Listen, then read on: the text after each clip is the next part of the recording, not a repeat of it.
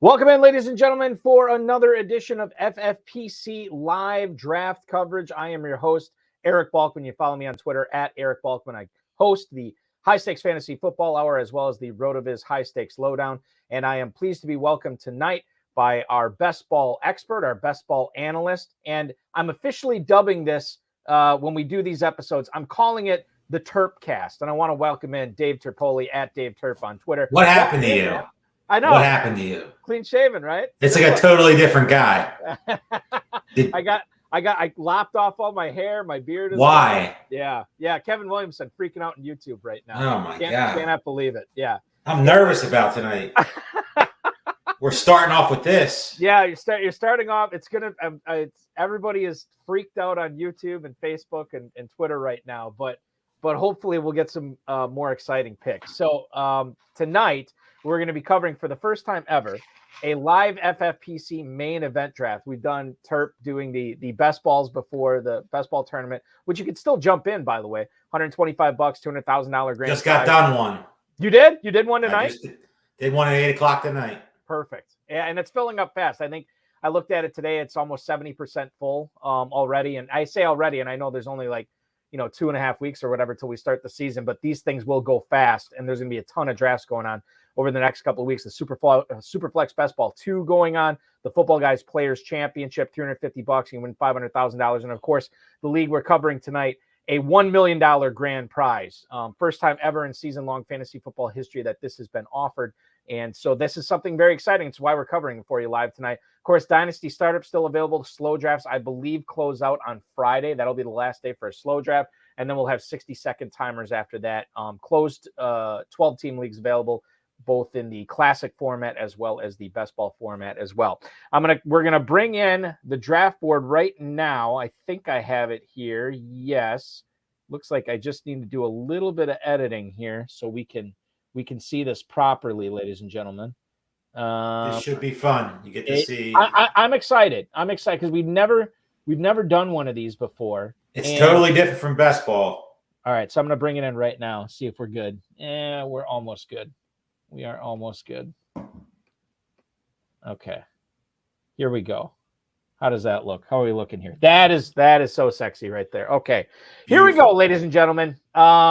We are kicking things off. Now, I know the Ship Chasers are doing a live video cast tonight. Just so everybody's aware, right at the top, we are doing a separate main event from what those guys are covering. So if you want to watch them later or whatever, know that we are covering a different one than them. You'll get two separate main event drafts tonight here. And we're already underway. Team 1 kicking things off with Christian McCaffrey. Team 2 going Jonathan Taylor. How often have you seen that in your drafts, Terp, where McCaffrey's going as the number 1 overall pick? It's pretty popular now. I don't really see much Taylor anymore. It's weird. Why do you think that is? Why do you think McCaffrey's leapfrogged him over Taylor so much? You have the Baker Mayfield factor. I think that addition definitely helps things out. McCaffrey is just, everybody has seen that monster ceiling. Yeah, Jonathan Taylor was good last year, but if you look at the numbers, they don't add up. I mean, Christian McCaffrey to me is a slam dunk number 1 pick. And I think it's very easy at this point. Yeah, and he, I would say if we look at Fantasy Mojo, shout out to Darren Armani, fantasymojo.com, at Fantasy Mojo on Twitter, for all the ADP, the wonderful ADP that he provides us. We are seeing more McCaffrey over Jonathan Taylor at this point, and we're seeing more Justin Jefferson over Cooper Kupp on average. Now, here we see the same thing tonight, Terp, Jefferson over Kupp. Is that just because of the Matthew Stafford factor? If you're drafting, I think it is. I mean, Jefferson, with the new offense, a lot of people are saying he's going to be the Cooper Kupp of that offense. Jefferson's my wide receiver 1, so I don't think it's crazy at all. But I think that Stafford arm, injury is definitely worrying the Cooper Kupp drafters, especially, in the top 5. I mean, it's a big risk if Stafford isn't what Stafford was last year. It could be a nightmare to a team starting off. It's true, but I mean, Kupp's not falling that far, so clearly he's not. The fear isn't. You haven't seen anything that has shown that Stafford is going to miss any time or is in any way compromised. So, I mean, I think Kupp is fine there, but to me, he's the biggest risk out of the top 3. So when we talk about the FFPC main event, the live events out at Planet Hollywood in Las Vegas, and we get to those final few days before the start of the season, is there any chance Jamar Chase, who by the way goes at the 106 tonight, is there any chance he moves ahead of Kupp because of the Stafford thing or no? I don't think it's crazy at all. I mean, Chase, you saw the ceiling, especially when the money rounds came around last year. I mean, he won people tons of money left and right. You saw what that, him and Burrow connection is huge right now. And I mean, you get T. Higgins is still there, so that's a little bit of a crutch, I guess you could say, but I don't think it is. I think Chase easily could go above Kupp as we get closer, if there's any worry at all about Stafford. Kelsey going right before Chase tonight. 107 is Austin Eckler, another running back off the board. After that to team 8, who goes Dalvin Cook there. Are you nervous about Dalvin Cook at all this year, Terp, as far as his injury goes, or is this just it's baked into his ADP at this point? I think it's baked into his ADP. I mean, you always have to worry, just like McCaffrey, Dalvin Cook. You got to worry about all these running backs and their injuries. It's definitely a risk, reward type of thing. And Dalvin Cook in the new offense, and an offense that should feature him catching the ball, I think he's perfect right in this slot. I mean, I probably would have took Stephon Diggs over him personally, but no downside at all to Dalvin Cook in this spot. I definitely like him over the 2 guys who went after him. You're looking at Diggs, then Najee Harris, Derrick Henry. I saw Derrick Henry. I can't remember where it was, if it was Football Guys or Main Event, slipped all the way to like the mid to late second round, like insanity. High stake bros hate Derrick Henry. Okay, but do they like him? Okay, but do they hate him if he was available in the late second? Would they still hate him? It depends. The only reason these guys would take him there is if, like I said, we talked about on a couple shows before, to be different.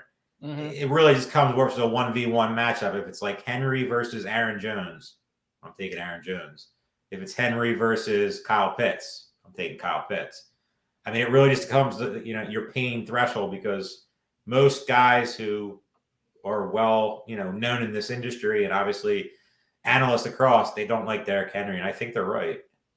Najee Harris, what are the differences that you see in his performance this year as opposed to what he did last year? Is the production going to be similar for you? It's hard because, I mean, the production last year, it was good, but there was a lot less to be desired, I guess is the right word for it. I mean, he could be better.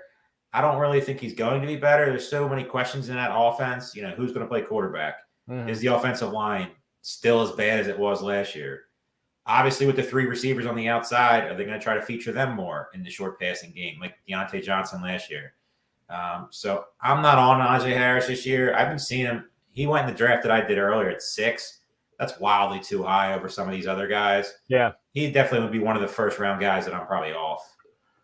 Question in there, not a question, a point in the chat. Matthew Bingham bringing up right now, thinking that Eckler should be in the conversation for first overall. When you consider points per game, as he points out last year, he was right there close to Jonathan Taylor. And if Taylor's workload is scaled back because of, the resurgence of Naheem Hines, which Frank Reich, his head coach, has already alluded to this year, Eckler's offense, pretty good. Offensive line, very good. What about Eckler? Should he be in the conversation for first overall, Terp? I have no problem with Eckler. He was a guy that I was very high on last year. I thought, exactly what happened. He literally took the fantasy world by storm. I think he was second overall, when the season was all done.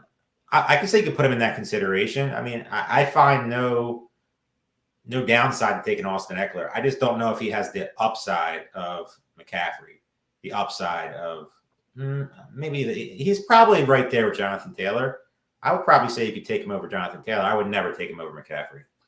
And we just can't quit McCaffrey, can we, Terp? Because this is a guy that was, first overall in drafts on average a couple of years. And a couple of years he went down with injuries. He has been in the FFPC league playoffs as on a bye, before too. And we still keep taking him. Man, if he's going 101 this year and everybody's still behind him, I don't think there's ever any good, this guy's never going to fall off. I thought this would be the year that people would back off a little bit, and they were early on. Like, he was going middle of the first round, like, right around the 4 or 5 slot.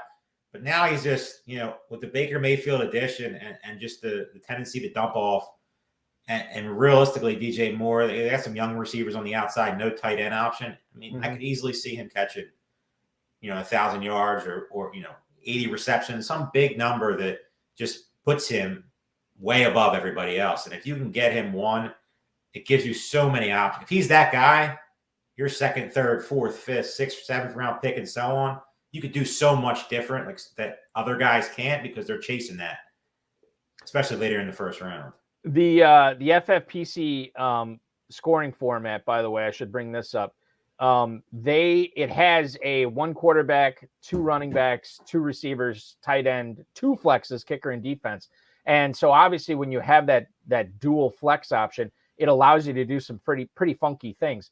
Terp, you might not be able to get away with a Mark Andrews, Devontae Adams start in some formats, including formats that you and I have played in over the years. Right. But Andrews and Adams here for Team 12, that's an interesting start to get the number 2 tight end and a guy who was crushing as far as targets last year, Devontae Adams. It's definitely a different start. It's actually a start I haven't seen so far, so it should stand out a little bit. It's always good to be different in these formats. I mean, obviously, there's going to be a lot of starts that are going to be very similar. I personally would never do it because I'm not the highest on Mark Andrews this year or Devontae Adams. I would take it's definitely CeeDee Lamb, Swift, Barkley, a bunch of guys after, probably over both those players. But it's definitely a different start in a tight end format when you get in the point and a half. It's very valuable. And if Andrews was what Andrews was last year, which I don't think he will be, but right. If he is, this is a great steal. He could easily be the tight end number 1 this year. Dave, are you watching Hard Knocks at all on HBO? I've seen bits and pieces. I haven't binge watched it yet. It's coming up. I have a plane this weekend to Austin. I plan on watching it. There you go. All right, so we're 3 episodes in on it. I got to be honest with you. After watching Deuce Staley and DeAndre Swift's interactions, I am kind of down on DeAndre Swift. I'm a little worried about DeAndre Swift. I mean, I'm very, very high on him. I have him a ton. Something recently has just been biting at me that has me worried about him. A lot of Jamal Williams chatter. Yep. It could just be all smoke and mirrors, and I hope it is. But it has me a little bit worried that they're going to scale him back a little bit just to, try to keep him fresh. And if they scale him back, I don't know if end of the first, early second is really where you want him. I keep hearing people say he's going to catch 1,000 yards receiving. It's possible. Yeah, I don't think it is. I don't know. Jamal Williams has to go away. And he could get hurt. I mean, he could get hurt, and who knows then at that point. We can always say he could get hurt and all that stuff, but something recently has. I'm not going to stop taking him. In certain spots, I'm going to, depending on what the build is and all that stuff. But recently, without even watching Hard Knocks, definitely a little bit more worried about Swift. Kyle Pitts has been really flying up draft boards. A lot of people very excited about him. He had the 52-yard touchdown. I love Kyle Pitts. I mean, And I'm looking at it right now. His ADP is 207. He goes at the 203 tonight. Terp, he could be possibly a first-round pick by the time it's all said and done before we shut down drafting for the season. I drafted him tonight in my best ball draft. I started Jefferson, then went Pitts. And I was happy about that because I don't have any Pitts yet because I always seem to miss him with all these people that are just hyping him up. I mean, he caught 1 pass for 52 yards. It was very nice. But I've never even heard of the corner he burned. I think we need to relax just a little bit. Just a little bit. Temper. I mean, I love Kyle Pitts as a player. Big fan. Have no issue taking him in the second round of these drafts, especially in the FFPC format. Mm-hmm. Very high on the player, but let's relax. It was 1 catch. CeeDee Lamb off the board to the Diggs owner here, Team 9, and then yet a couple of teams going running back to start. Team 8 goes Dalvin Cook, Joe Mixon. Team 7 goes Austin Eckler, Saquon Barkley. That is a volatile start there. Could be a very explosive team. Jamar Chase and A.J. Brown is the start for Team 6 here. Alvin Kamara off the board to the Travis Kelce owner at Team 5, then Aaron Jones, then 3 receivers to finish it off. Tyreek Hill at the 210, Deebo Samuel at the 211, Mike Evans at the 212. Dave, we are pretty much, as drafters now, we pretty much know Alvin Kamara there's a low likelihood of him facing any kind of NFL discipline for the 2022 season. Does Kamara feel right here in the mid-second? Looking at the mojo here, 208 is his ADP. It goes almost right at ADP tonight. You think that's where he should be going, or should he be bumped up a little bit higher? I ask, why isn't he going higher? I mean, there's nobody behind him. There's no Taysom Hill problem anymore. What is the downside of Alvin Kamara if there's no suspension? Mm-hmm. Like, why isn't he a safer pick in some people's eyes than Saquon Barkley or Joe Mixon or DeAndre Swift, Najee Harris, even Derrick Henry.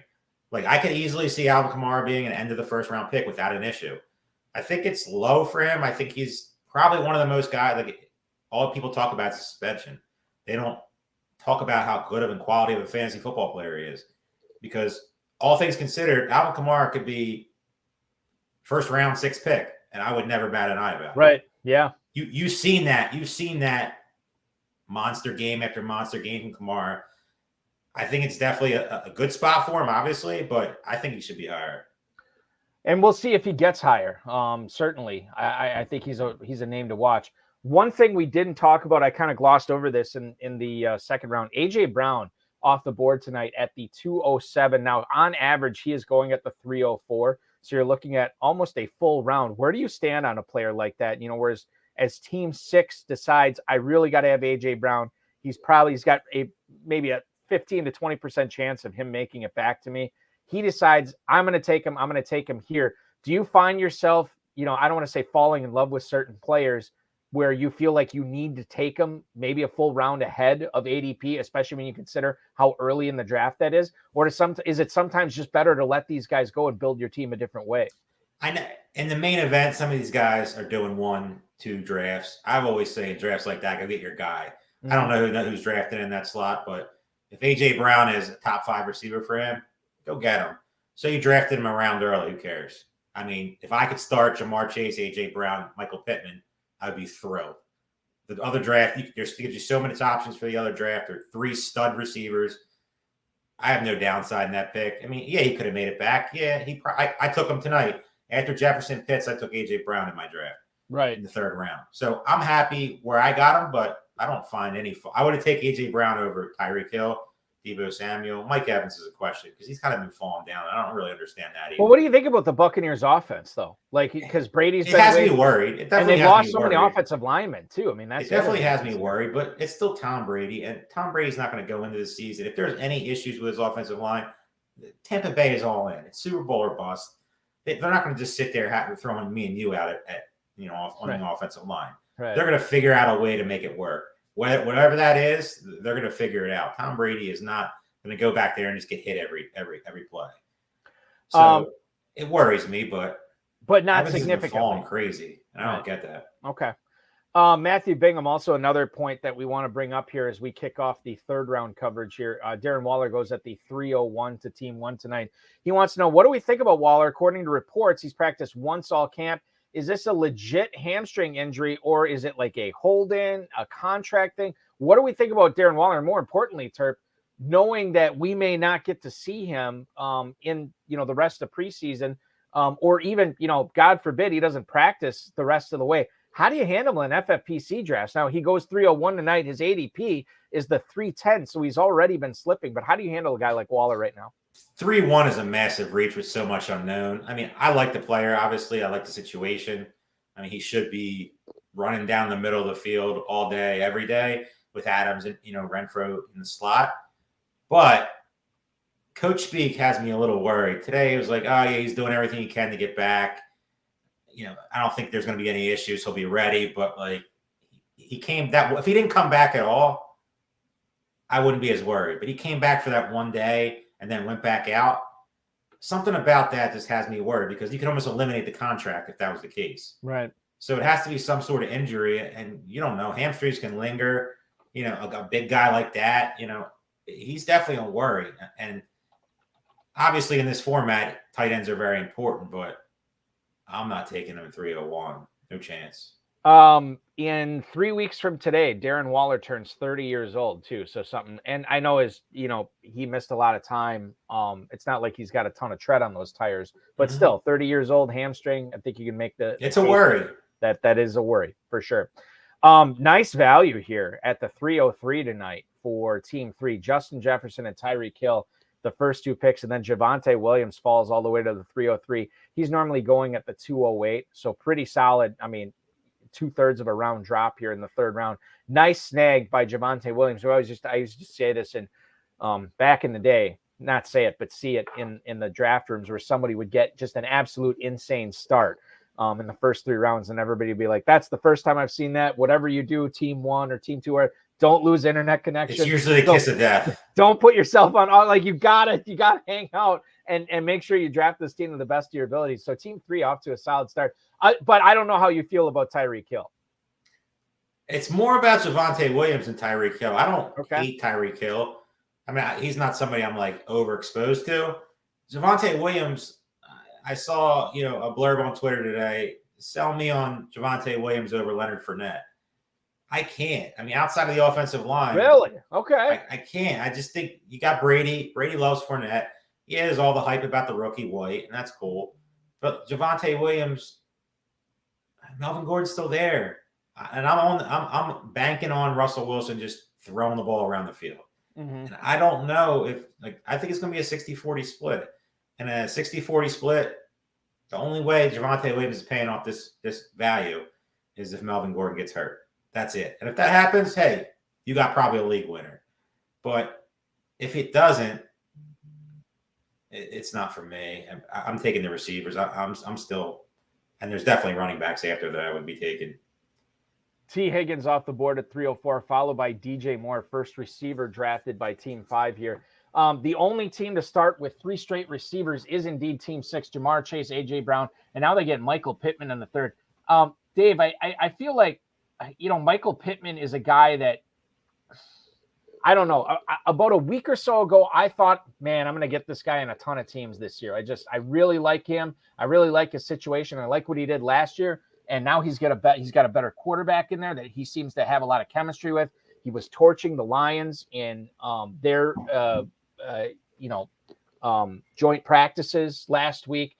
And now I feel like he's rising so much. I don't know if I'm going to get him anymore. Michael Pittman, wide receiver 9 at the 303 on average. He does slip a little bit to the 306 tonight. But Pittman is a guy I think that when we get to Las Vegas, that he's a guy that a lot of people are going to be zeroing in on. Not as a wide receiver 2, but as their back end wide receiver 1.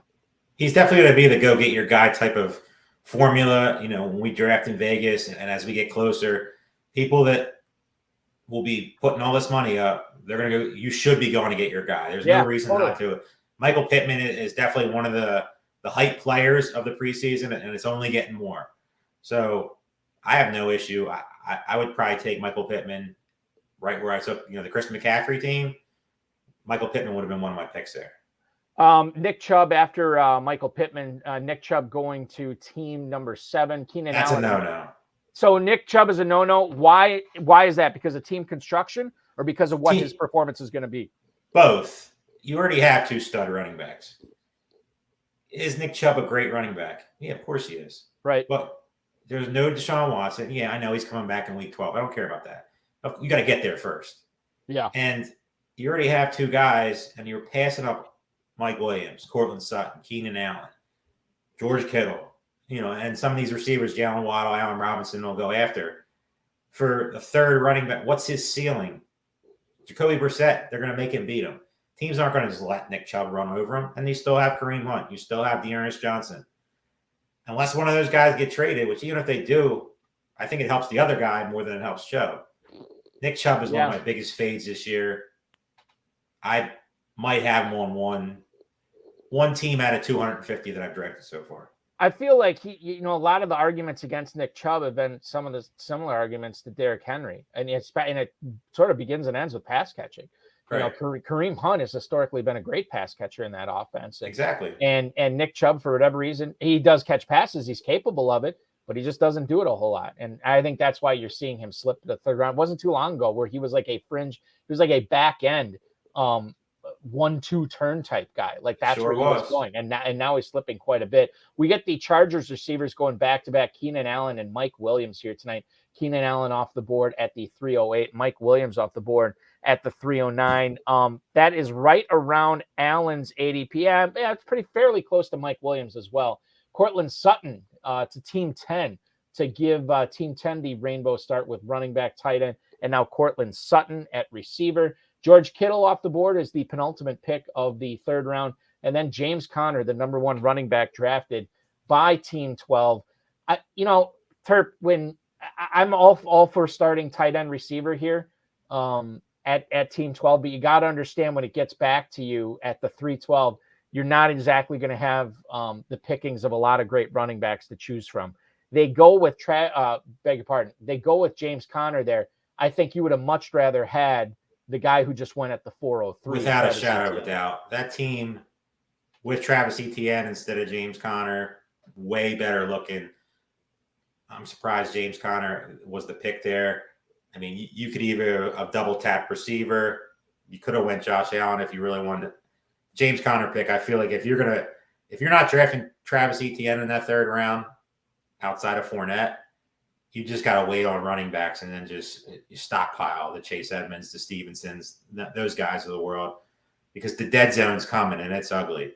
And right. James Conner's your number one running back is not something that I want in any main event league. I mean, you could have made the case there that maybe the right play. I guess maybe that if Etienne was not available instead of Conner with the dead zone coming up, you could have just ignored running back altogether and gone. That's what I would have done. Yeah. If it wasn't Etienne, it would have been Waddle at Robinson or Waddle, Gabe Davis, or even Josh Allen, Gabe Davis, which wouldn't have been the craziest thing in the world.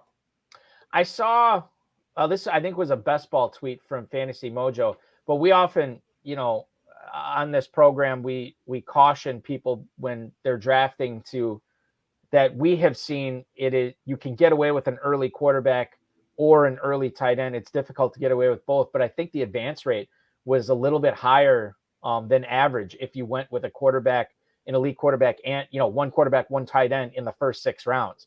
Right. Which was interesting to me because I never really thought that was the play, but maybe as fantasy football Neither does, did I never would have guessed that. Yeah, but I mean, it's always evolving, right? And it's always changing, and maybe that's something that we need to look at here as we get into round 4. We're seeing a team go with an early tight end and an early quarterback in Kittle and Josh Allen. That's team 11. Before we get to that, I want to go back to that Keenan Allen, Mike Williams pick. I think I asked Farrell this. I don't think I asked you this. Do you have a preference? Because Allen Mike Williams by a mile. Okay. Why is it Mike Williams? Is it age, explosiveness? What is it? Pretty much everything you said. His upside is way higher. I just feel like he's going to take the next step this year.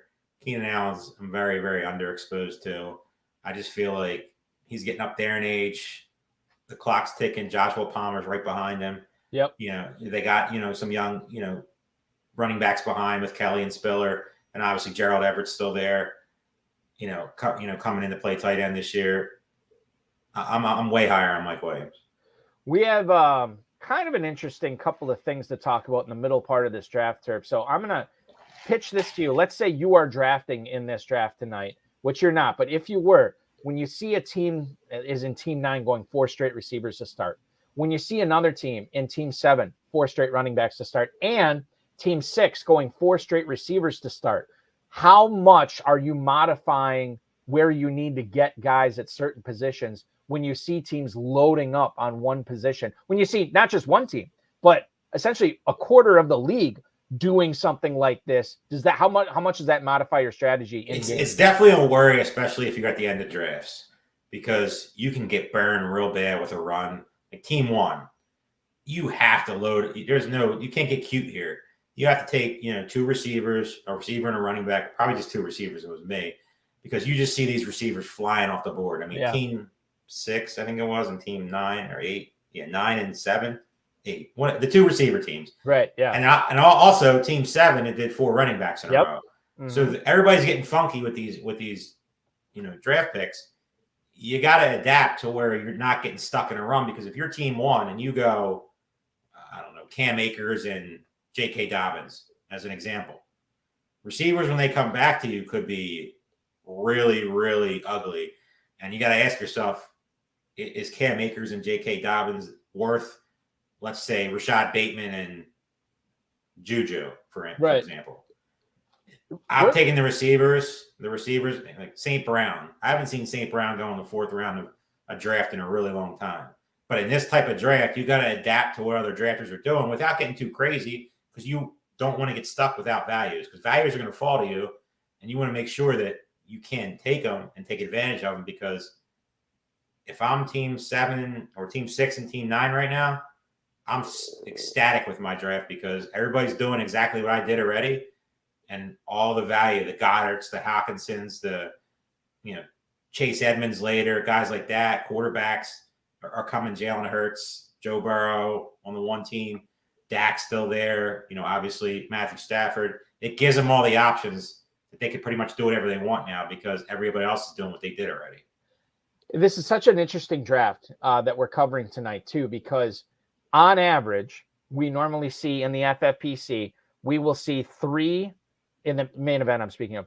We will see 4 tight ends go off the board in the first 3 rounds. Tonight, we've seen 5 tight ends go off the board before the start of the 4th round. Usually, we're only seeing Josh Allen in the 4th round. We get 2 quarterbacks, Allen and Herbert tonight. So and we're seeing, obviously the 2 teams with the 4 receivers start and the 1 team with the 4 running backs start. And I think, Terp, this is sort of like a philosophical thing. ADP helps. It is a helpful tool. You don't want to draft basically, totally off of it, but it helps. But once stuff like this happens, like ADP is average draft position. It's not, normal draft position. People are playing for $2,000. Exactly. They are not worried about ADP at this point. Yeah. If you're going into these drafts and saying, "Oh man, I can't take this guy in the 5th round. He'll be there in the 6th," you are going to get run over in these drafts because guys don't care about that. If you want a guy, push him up 2 rounds. What's the worst you can do? Somebody like me who's an idiot making fun of you? Exactly. So go up there and get your guy. And if he goes nuts, come back on here and tell me what an idiot I am. But they're the people that everybody's going to look at these draft boards and go, wow, St. Brown never went in the 4th round. Maybe this guy loves St. Brown. Go get him. Amon-Ra St. Brown has been climbing, I would say, but he's still basically sort of like an early 5th round pick. Right. And he gets into the 4th round tonight. And quite frankly, I think, again, not that I want to use Hard Knocks as, my thing of how it's a fair hype. But he looks really good there. And the coach loves him. The quarterback loves him. You've Absolutely. seen it. Yeah. Jameson Williams being out. I mean, he's definitely Jameson a guy that's Williams real quiet. On the NFI, not NFI list, but he's not on the PUP list. He's on a different list. I forget what it is, but he's going to be out for a while now. He's definitely going to be out for a while. He's which we kind of knew going in. You're not drafted in these formats. Basketball, you get away with it as your 7th, 8th receiver, but in these formats, I mean, I don't know what's he going to do on your bench. You're just hoping and praying as a 20th round, 19th round guy, maybe. I mean, he's going to get drafted, but what's your pain threshold? Because you can't keep him there for that long. Let's go to the start of the 4th round. Jalen Waddle to at the 401. Josh Allen to team 11. Travis Etienne. Then Allen Robinson was the 4th straight receiver drafted by team 9. Justin Herbert off the board. He gets the stack there, the Keenan Allen, Justin Herbert stack in the 4th. Ezekiel Elliott, the 4th running back drafted by team number 7 tonight. A lot of receivers. In fact, we are on a massive wide receiver run. Everybody's doing it. Everybody's doing it. It's the new thing this year. And that's what, if you're piss and yellow, like they say, it's definitely a worry this year because in drafts like this, most of these guys are getting pushed up a little higher than they're supposed to be. So you're not really getting any value as a receiver. Most of the receivers you're taking earlier than you're supposed to, just because everybody else is doing it. So I mean, if you started like team 6 or team 9, we keep talking about them, you're in an exceptional shape right now because everybody's doing the opposite of you. So you can literally take Goddard here. All the values falling to you. Absolutely. 100%. Yeah. And you can do whatever you want because your receivers are pretty much set. You have your 4 starters. We are looking at team 6 right now on the clock.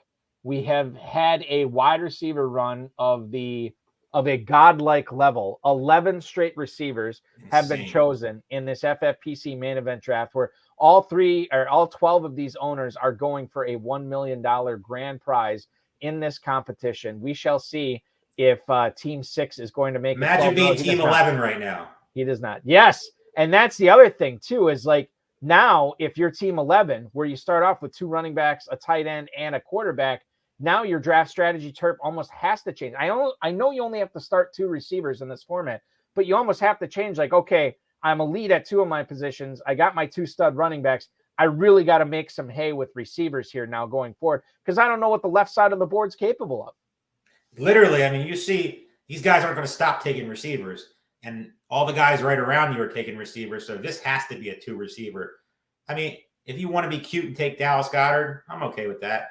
But outside of that, this has to be 2 receivers picks coming up. I'd be shocked if it's not. Yeah, I would not. I am not a strong enough man to go Goddard here. I'd have to go with a couple receivers. The only way you go Goddard, you're trying to zig when everybody else is zagging. Yeah, and I don't know if it's the right thing, but in a draft like this, I feel like your draft plans got screwed up because 11 receivers in a row. And by the way, those 11 receivers. So we'll just kick it off here. It started at the 407 with Gabe Davis to team number 6. That was his 4th straight receiver that he started his draft with. Then Marquise Brown, Jerry Jeudy to team 4. Terry McLaurin is the 3rd receiver drafted by team 3. Amon-Ra St. Brown joins Deebo Samuel in the wide receiver core for team 2. And then Brandon Cooks was the final pick of the 4th round going to team 1 to pair with Mike Evans so far in that wide receiver room. The second half of the run, Deontay Johnson at the 501, followed by Chris Godwin. Leonard Fournette and Chris Godwin both on team 2 right there. Juju Smith-Schuster, the 4th receiver drafted by team 3. It's 4 receivers and Javonte Williams so far there. DK Metcalf, the 4th receiver, going to team 4 to go along with Aaron Jones. It's Kupp, Higgins, Judy, Metcalf, and then Aaron Jones there. Rashad Bateman finally ends that run for team 6. Team 5, DJ Moore, Marquise Brown, and Rashad Bateman. I have often in my drafts, I do like that hero RB setup where you're drafting a stud running back. Everybody's doing it. And it's worked out for me in the past. Now, the past is the past. You don't know how it's going to go. It's going the popular forward. Build this year, and that's where the worry comes in. Well, Terp, let's analyze that. For hero RB, I don't know how often you do it, but normally you see a team taking a running back in the first 2 rounds, right? But then That's you look correct. at Usually it's the first 2 rounds, maybe the 3rd, and then it's just receivers, tight ends, mixing a quarterback. Allen Lazard is your first receiver. Just stop. Just. You were complaining about him in the 7th round, right? In our best I wouldn't ball. take him in the 10th round. You're pretty much just taking $2,000 and throwing it down the toilet. Allen Lazard. We just talked about your receiver room, and you started with Allen Lazard. And this is crazy. So Allen Lazard, normally in the FFPC main event, he has an ADP of 703. He goes at the 511 tonight. Obviously, for obvious reasons, with all the receivers getting pushed up, 32 receivers off the board by the 511. Normally at this point, we are seeing 30 receivers off the board, which is very similar, but we don't often see. You look at that whole left side of the draft board. It's so weird because normally when we look at these drafts, the left side of the draft board is normally dominated with the green stickers. Tonight, it's mixed up. Yellow. It's definitely mixed up. This one is definitely. Well, you look at it right now. You're looking mostly the receivers on the left side of the board, and then the right side of the board. That's your receiver nothing running outside of that one team. It's nothing. Right, no receivers, and you're seeing a lot of running backs and tight ends on that board. And quite frankly, all the quarterbacks are over there. As all 3 quarterbacks that have been chosen through the first 5 rounds are all on the right side of the board as well.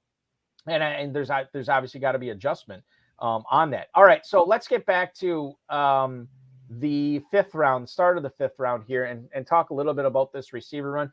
Juju Smith-Schuster, I have been on the record saying I'm following the money. I think Marquez Valdes-Scantling is the much better value.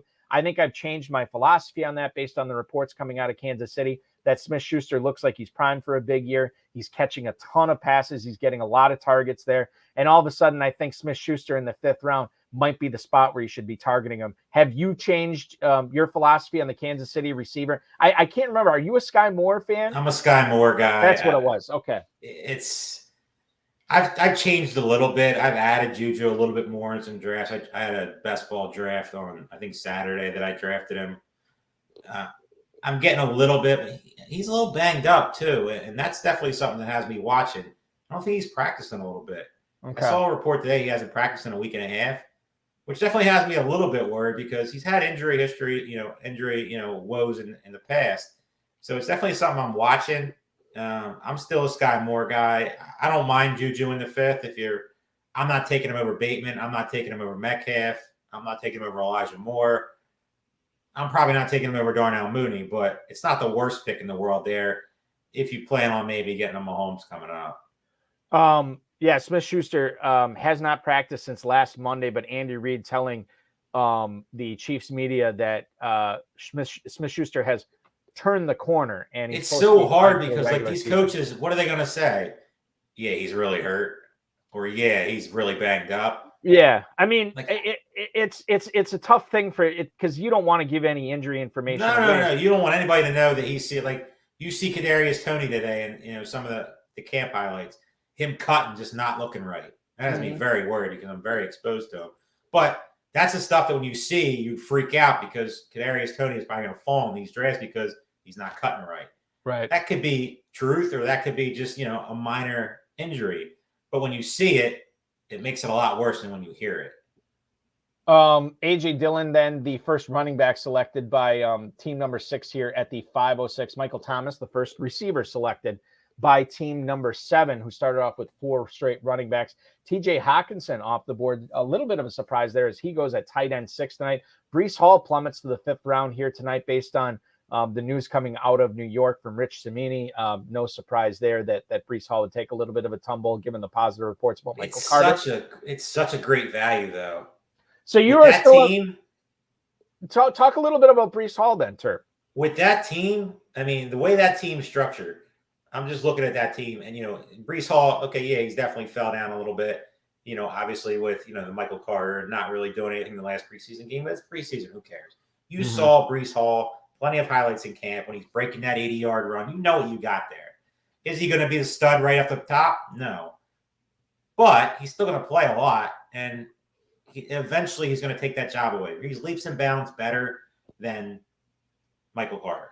And with this team set up, those 2 running backs, Dobbins and Breece Hall, if Hall takes off and Dobbins is healthy, he might not be healthy week 1, but if he gets back and they bring him along, that team is a monster starting off, an absolute monster. Our guy Aiden in the chat loving both 9 and 10 right now. He's 100% right. So this is a 6, 9, 10 team. 8, 1 receiver. Don't know what they're doing. And Josh Jacobs in the 6th round. That is not a winning formula. Yeah, I mean that is, and that was Hawkinson. I know you don't like Dalton Schultz, but based on ADP, Hawkinson does not usually go over Dalton Schultz. He was out there too. Right. But that's not a bad. Like we talked about Team 12. I don't mind what Team 12 did. Like, obviously, they were worried, but they got the Lamar and Mark Andrews. Dalton Schultz, if you're going to be different, you don't like the Moonies, the Renfros, there's a little bit of drop-off tier-wise there. So you take Schultz if you really believe in him. Your build's different. So I don't mind what Team 12 did. I wouldn't do it, but I don't mind it. Elijah Moore after Breece Hall here. That was the other thing I was going to ask you about Breece Hall. So based on the reports from Cimini saying that Michael Carter looks to be the starting running back in New York, Breece Hall running with the 2s. I don't want to put words in your mouth. It sounds like all of a sudden Carter might not be the value that he was, and Breece Hall might be becoming the value in that Jets backfield. The last draft we did on here, we took Breece Hall in the 4th round. I believe. Was thrilled about that. Would still take him in the 4th round and be happy about it, depending on the structure. To get him in the 5th round with those 4 receivers, sign me up. Yeah. Absolutely 100 times out of 100 because and it's that typical. Team, if they can just figure out running backs the first 2 weeks, mix in, some other things coming up here, maybe Dak, maybe Stafford, whatever, get a good tight end. I mean, this team is very, very good and a very good start. Off to a great start here in the first 6 rounds. 6th round, Dameon Pierce. That's wild. Yeah, we're going to get to that in a second. I do want to pick your brain on that. Lamar Jackson, the final pick of the 5th round. Dalton Schultz, we talked about. Hunter Renfrow to team 11. So their number 1 receiver is Allen Lazard. Number 2 receiver is going to be Hunter Renfrow because of everything there. Everything that happened on the left side of the board. It really painted team 11 into a corner. And they came up with two guys that should see a significant amount of targets this year, but what's the likelihood that they're going to explode to become top 15 receivers? Probably non-existent, no. I would say. Darnell Mooney after that. And I think you can make the case here, why Team 10 did receiver better than Team 11 at this point. We saw all the receivers on the left-hand side of the board go, and there wasn't a ton of receivers left over to, I don't want to say they're scraps, but it was definitely picked over. Team 10 goes with Moore and Mooney, 2 ascendant players that could really, make their way and have big breakouts. 3 receivers that have top 5 ability. Right. And Lazard and Renfrow, they don't really have that. And I think They that's don't. the difference. You want to be drafting these high upside guys with solid floors like Moore and Mooney do, because that's how you get yourself to the championship round and win $1 million. You're not winning $1 million with Allen Lazard and Renfro as your 2 top guys. You're just not. No, it's going to be very, very tough. J.K. Dobbins, Josh Jacobs off the board after that at the 6:04 and 6:05. Dallas Goedert is the 8th tight end off the board, going after Dalton Schultz and T.J. Hawkinson tonight. Dallas Goedert, the starting tight end for Team 7 in this draft. Dameon Pierce to pair with A.J. Dillon for Team 6. We'll talk about that in a little bit. Drake London, 4th straight receiver drafted by team number 5 after going Travis Kelce, Alvin Kamara. They've added DJ Moore, Marquise Brown, Rashad Bateman, and Drake London. Cam Akers and Elijah Mitchell off the board after that, followed by Adam Thielen and then David Montgomery, the final pick in the 6th round. Dameon Pierce, over the last 3 days in the FFPC main event, has gone in the middle of the 7th round on average. He goes in the middle of the 6th tonight. This is a guy who's ascending fast, Terp, right now. On a bad offense with a not so great offensive line, but they're resting him in the preseason, which should mean that he's going to see a lot of action once the regular season starts. How aggressive is him in the 6th round, though? He's definitely a guy that's been rising. I don't know if it's the right, reasons behind it. Just because he sat out preseason, they still have veterans behind them. They still have guys they could bring in, to offset. It's Lovie Smith. You don't know you're going to get there. Right. Davis Mills has not looked good, which is very worrisome to me. But he has not looked great in the preseason so far. To push Dameon Pierce up to the 6th round, taking him over a guy like Cam Akers, taking him over a guy even like CEH, taking him over David Montgomery, who I don't like at all. But David Montgomery at least has shown you last year he was very solid for a while. Eventually, he hit a wall, and with injuries and stuff. But it's a little too rich for my blood. I still love the guy's structure. Yeah, Amari Cooper, as he just followed up. I know I'm jumping ahead, but that's definitely a home run if he makes it to the championship or makes it to the the shootout. Having Cooper with Watson will be something that's definitely way different. So Pierce in the 6th round is a little early for me. Yeah, and I think that the receivers obviously are going to carry Team 6 here, but if AJ Dillon, the thing is with him is, we heard Matt LaFleur say this week that he views Jones and Dillon both as 1A running backs, Mm-hmm. And Aaron Rodgers, this comes off the heels of Aaron Rodgers saying, and I think this is a little hyperbolic, but whatever. Aaron Rodgers says a lot of interesting things. He said that he's had a week of interesting things. Yes, yeah, that's true. Lunch buddies. Well, did you see the Canadian tuxedo that he wore today at the welcome back? I love Aaron Rodgers, but he's a weird dude. He is weird, but I love that he's being himself, not caring about what anybody else thinks. That's correct. He does not care. That's one thing I do love about him. He does not care. Yes. And it's God bless him, because I wish I could do that. And I can't, it's not in my DNA. But AJ Dillon could catch 50 passes this year along with Aaron Jones as well. But the thing is, if Jones were to go down, which he has before, all of a sudden Dillon's a slam dunk start, top 5 running back, Terp? He's definitely a top 5 running back without a doubt. He's a league winner. So, AJ Dillon in this spot with that team structure, you really can't go wrong with it. I don't mind the pick at all. I think it's a good fit. And if Pierce breaks out to couple with Dillon. Yeah, we've talked about Team 6 a bunch. Yeah. And both running backs are in potential. AJ Dillon's going to have a role no matter what. Pierce is going to have a role no matter what. Dillon's role is a lot safer. Pierce's role is a little more volatile. But if Pierce shows off the first couple games, this team is looking really, really nice to start the season. What about for Team 6, as this has become the Team 6 podcast here?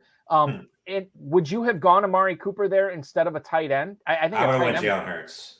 You have AJ Brown. I know stacking's a little different in the main event. Yeah, stacking's a little different in the main event, but I feel like in the shootout, you always look to the future. Obviously, you got to win your league. You got to get there first.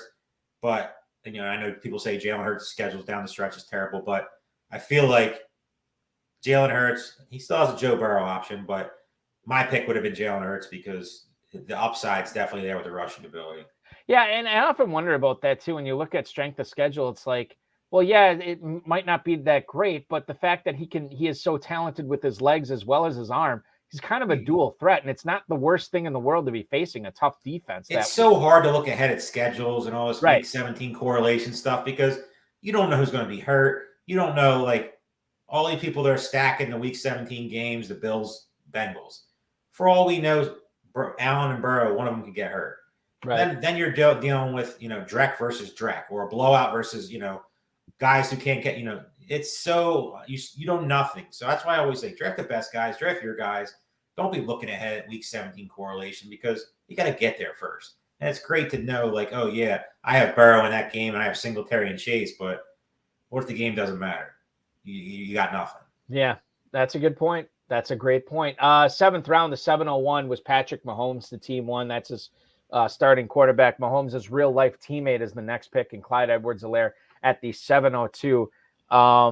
Normally going at the 709. So a little bit of a, I don't want to say a reach, but definitely went and got your guy there. Did team 2 as his number 3 running back is Clyde Edwards-Helaire. Tony Pollard off the board to team 3 is his third running back. Christian Kirk is now the 5th receiver drafted by team number 4 at the 704. Kyler Murray off the board to be paired with Marquise Brown here at the 705. Amari Cooper to team 6. Zach Ertz going to team 7 to pair with Dallas Goedert.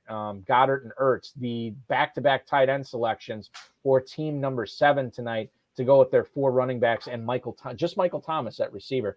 Brandon Ayuk, the number 2 receiver for team 8, followed by Jalen Hurts. We talked about that. Chase Edmonds to team number 10 as his number 3 running back.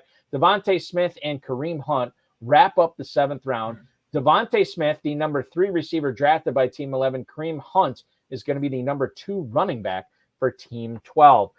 Clyde Edwards-Helaire, Terp, what are we thinking about the actually, let's not talk about Clyde Edwards-Helaire yet. There's another running back that hasn't gone. I'll wait till he goes, and then we can talk about the Chiefs backfield.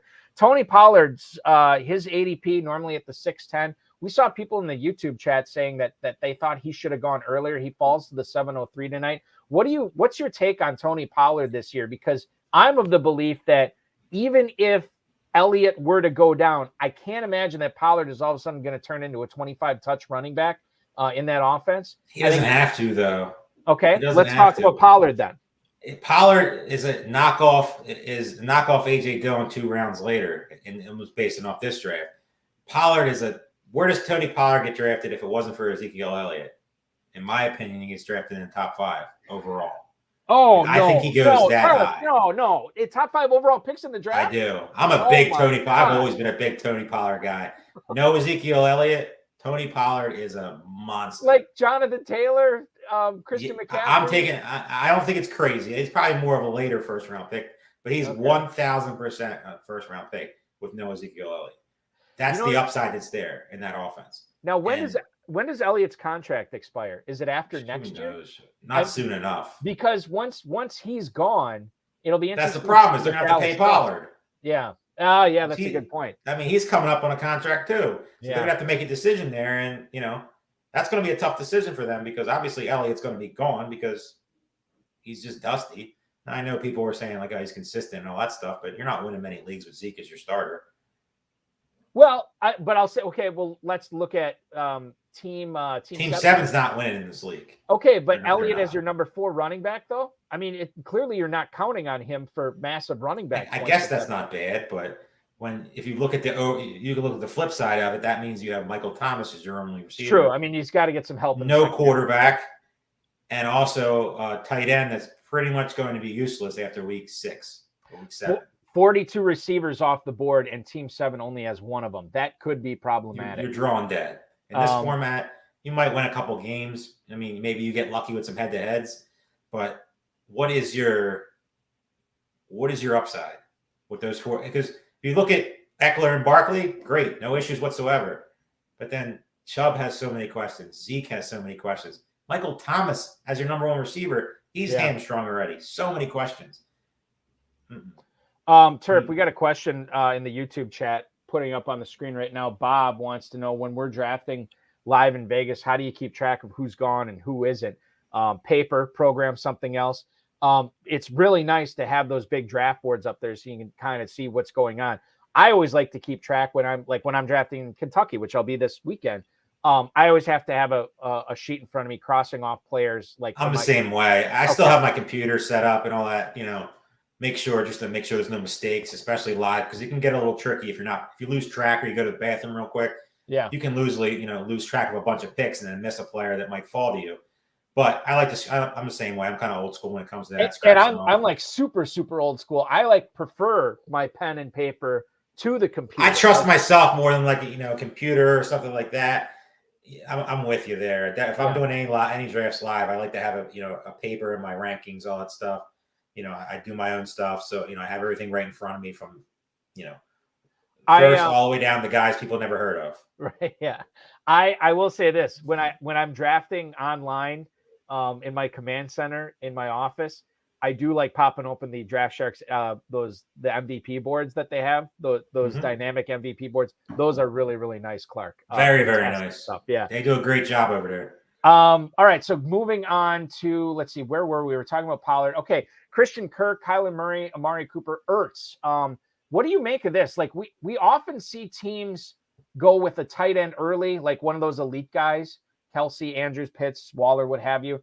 And then maybe in the 6th round, they add a guy like Ertz or Schultz or something like that. What about back-to-back tight end picks here in the 6th I don't like it. 7th round? The reason I don't like it. The reason I don't like it is if I'm drafting Zach Ertz, I'm drafting an upside guy late. Because realistically, you're going to get Zach Ertz without DeAndre Hopkins for how many weeks? 6 weeks, 7 weeks, whatever it is. And after that, Zach Ertz's upside is pretty much down the toilet. Yeah, he's still going to be around, and he's still going to be.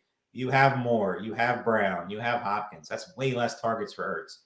Draft an upside guy like a Brevin Jordan or who else is down there? Evan Ingram, guys like that could be top 5 upside plays, and then wait till they take off. And if they don't, you could always just pick up a free agent. There's always somebody that emerges, but you at least know you have Zach Ertz with no Hopkins for 6 weeks. I don't like Hopkins because realistically on this team, we've talked about it 100 times already, but Ertz is after 6 weeks, pretty much he's not helping you that much. Team 11, as we revisit how they're handling the receivers, they got better. What do you think of that turn there, Devontae? They got better. I mean, it's definitely. I don't know if they're going to be standing by the time Hopkins comes back, but if they are, it gives him a wide receiver 2 upside guy. I don't think he gets in the one category anymore with Brown there, but Devonta Smith. I don't hate that pick at all. I mean, he's going to get a lot of coverage. He's a great route runner. A.J. Brown's going to take a lot of attention. Goddard's going to take a lot of attention. I don't mind that pick at all. I mean, I don't hate the Renfrow pick, but I think both those 2 picks have upside to get you there if you can just figure out a way to survive 6 weeks, which I'm worried about that. DeAndre Hopkins has an ADP in the main event over the last 3 days, 701. He goes at the 802 tonight. He was in the 10th round of my best ball draft. What's going on? Why is he slipping? That's what I was looking because he went right before me too. I started off tight end 4 receivers, and didn't take another receiver for a while. I saw Hopkins. I'm like, am I missing something here? Like you see stuff like that in drafts, you're just like, we had one guy in the draft who was just getting real weird, like Cordarrelle Patterson 3rd round, Justin Herbert 2nd round type of stuff.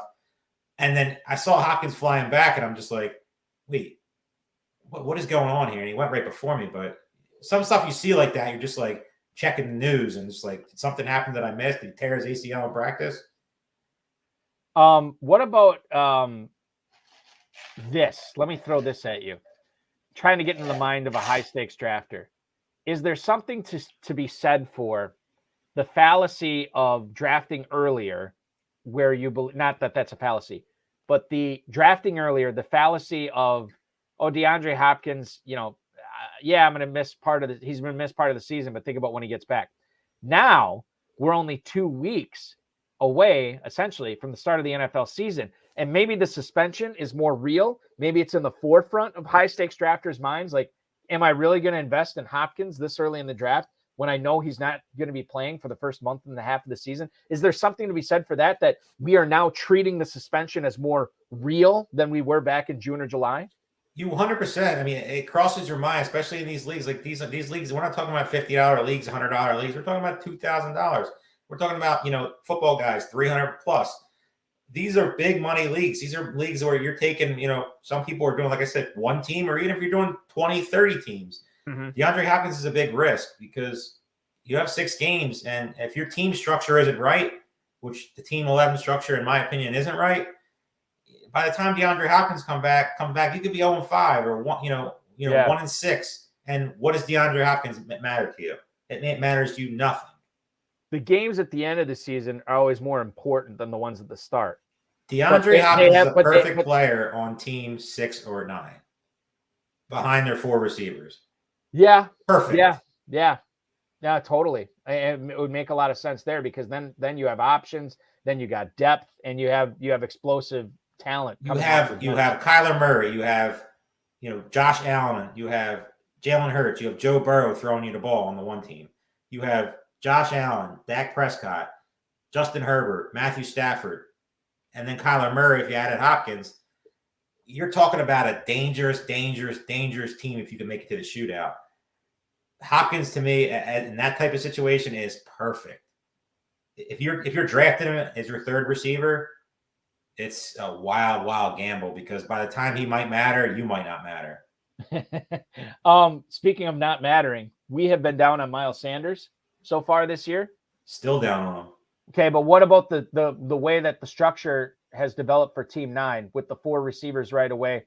Does Miles Sanders make a little bit more sense on that team, or still a wasted pick for you? It's a massive mistake to take Jalen Hurts and Miles Sanders on the same team. Massive mistake. I'm an Eagles fan, diehard Eagles fan, love everything about the Eagles. But you're limiting your upside with that. Right. Jalen Hurts, somebody's going to score the touchdowns the way the mentality people will look at. That's not always true because last year, Miles Sanders scored 0. And Jalen Hurts scored a ton of rushing touchdowns. Boston Scott scored touchdowns. Kenny Gainwell scored touchdowns. Yep. There's no guarantee on that. I drafted a main event team last year with Hurts and Sanders. And as soon as I was done with the draft, I wanted to just punch myself in the face because I knew what I just did, and it panned out, and it was an ugly draft. The team was good, but it never got there because the upside, I took Miles Sanders a little early. The upside never can get me there. So Miles Sanders on a different team, maybe team 6. Okay. Maybe he has, some upside if they figure it out, but he's still not practicing. This is 4 practices in a row against other teams. They have their joint practices that he has not been on the field. Miles Sanders right now to me I'm out. And I love Miles Sanders as a player, but when's the point where you'd be back in on Sanders? At what point in the draft? Does he have to get to the 11th or 12th? I feel like he's in the same category as Antonio Gibson with a lot less guys around him right now. They're 2 guys that I love as a player. They both went in the same round, but the coaches don't like them. People can say all they want about, Sirianni loves Miles Sanders. No, he doesn't. They scored 0 touchdowns last year. 0. That's really hard to do for a team that scored a ton of rushing touchdowns. So to me, the Kareem Hunt whispers, I don't think are going to go away coming to Philadelphia. So that's definitely something I'd watch. But Miles Sanders and Gibson in a main event and best ball, yeah, I'll take a shot on them in the 9th, 10th round, maybe depending on the structure, but not. I just don't see any upside in either player right now. They're 2 injuries, especially Gibson. The Kareem Hunt thing is interesting because, the Browns have to pay Deshaun Watson all that money, It makes why is Kareem Hunt still on the Browns? And you already have the Ernest Johnson. I guess Trevor Ford? Is that his name? The Travis Ford? Out of Jerome Ford. Rookie. Jerome Ford. Yeah. I don't know what I'm thinking of. Jerome Ford at Cincinnati. He's been looking very good. For a team that should be acquiring cost-controlled young talent, it makes no sense. Get a draft pick for Kareem Hunt. I'm not really sure. Trade Kareem Hunt for Jimmy Garoppolo. You can do that as well, I guess. I mean, I think that's. I think they are ready to sleep in their bed of Jacoby Brissett. I don't. They're going to be sleeping because. And they can very well. What's the best case scenario with Jacoby Brissett? 5-6, maybe. He's not winning more than 6 games. He's not. Yeah. The defense has to play perfect. Best case scenario. I mean, I think he could win. He could win at least 6, but that's best case scenario. It's not like their weapons on the outside are that good. They have Amari Cooper and what? Even tight ends. I'm an Njoku guy, but it's still Jacoby Brissett. That's why I don't. This is a team that could win now. So what? Jimmy Garoppolo gets you 11 games. You put him on the bench. So what? Yeah. Jimmy Garoppolo can win you 7 games and keep you in the playoff hunt for when your $250 million creeper comes back and is ready to dance. James, Miles Sanders, then Cole Kmet, James Cook, Dawson Knox, right in the meat of the 8th round, followed by Sky Moore from the Chiefs as the number 5 receiver for Team 5. Ramondre Stevenson and Antonio Gibson, a couple of interesting running backs we'll talk a little bit about here. 33rd and 34th running backs off the board to Team 4 and Team 3, respectively. Trey Lance, and then Robert Woods, who seems to be the de facto number 1 receiver in Tennessee right now. Let's talk about Stevenson first here. What do you make of him on this team here? Team 4 gets Aaron Jones and Cam Akers, Ramondre Stevenson as their 3rd running back. Is this a guy that can contribute as a flex, or is it just going to be back to, old school New England Patriots running backs where we just can never guess on a week-to-week basis whether it's him, whether it's going to be Pierre Strong, whether it's going to be Damian Harris? How do we view Ramondre Stevenson on this squad? It's definitely, I'm a big Ramondre Stevenson guy. I think he has the talent.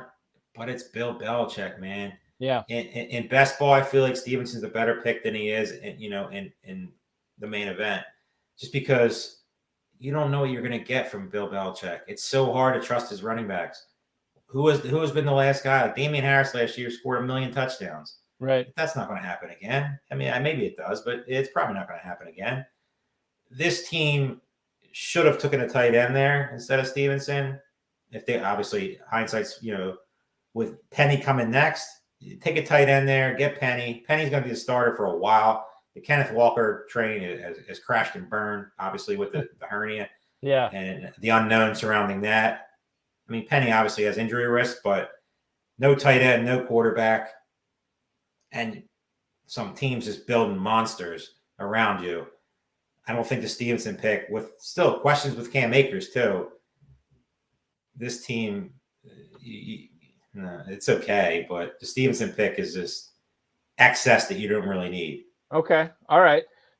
What about the next pick off the board? Terp, where would the earliest possible pick be that you would start thinking about Antonio Gibson in the FFPC main event? In the main event, probably never. I mean, I don't. Don't say never, because that's. Well, I mean, like realistically, like I would take him like if he fell like right after let's see.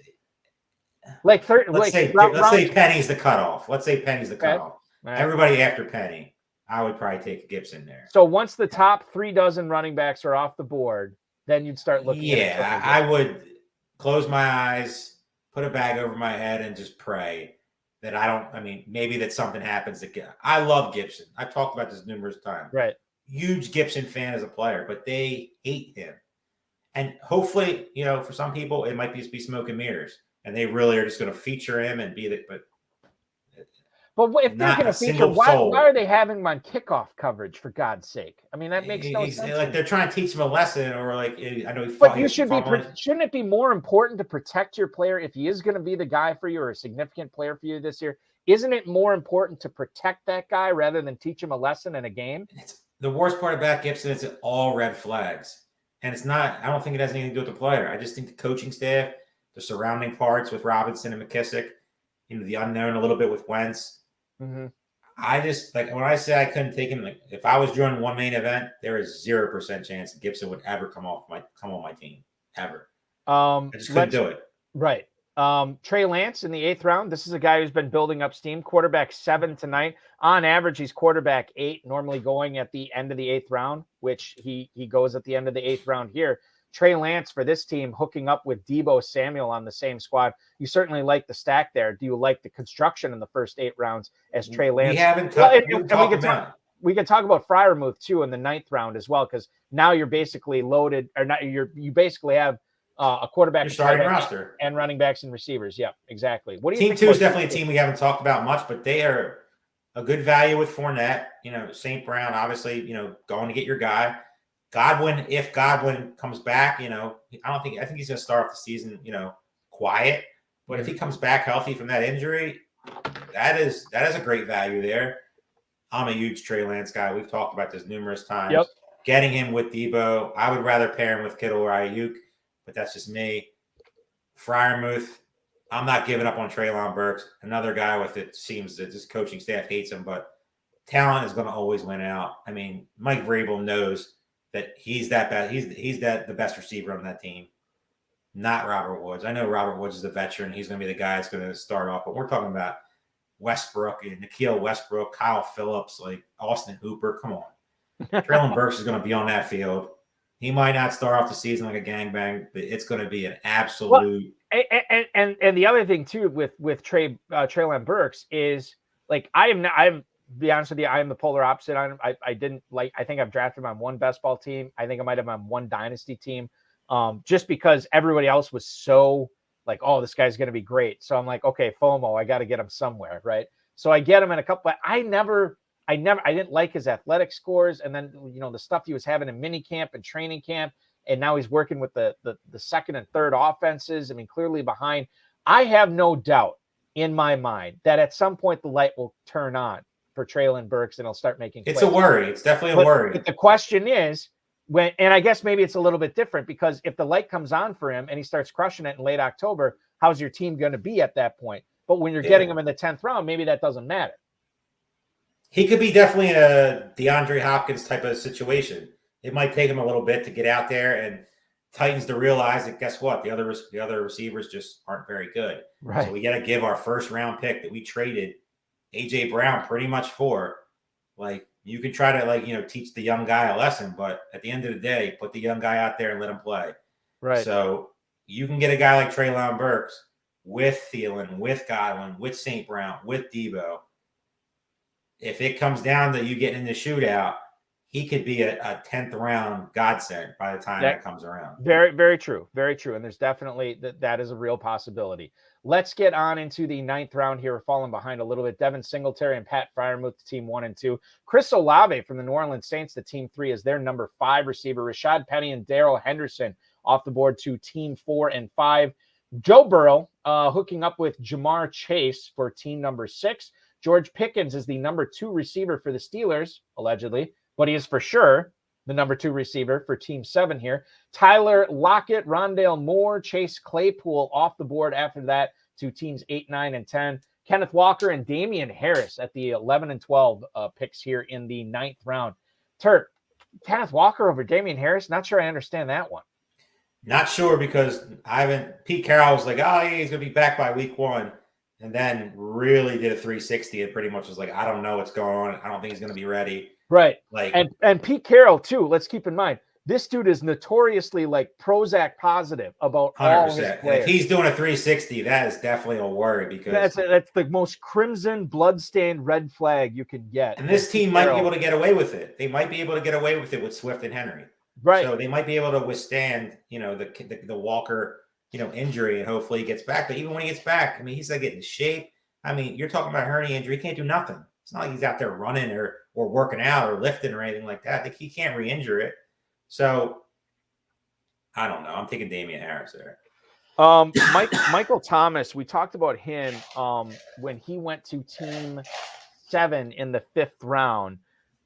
Hamstring injury right now. It doesn't sound serious. But what about Chris Olave here in the 9th round?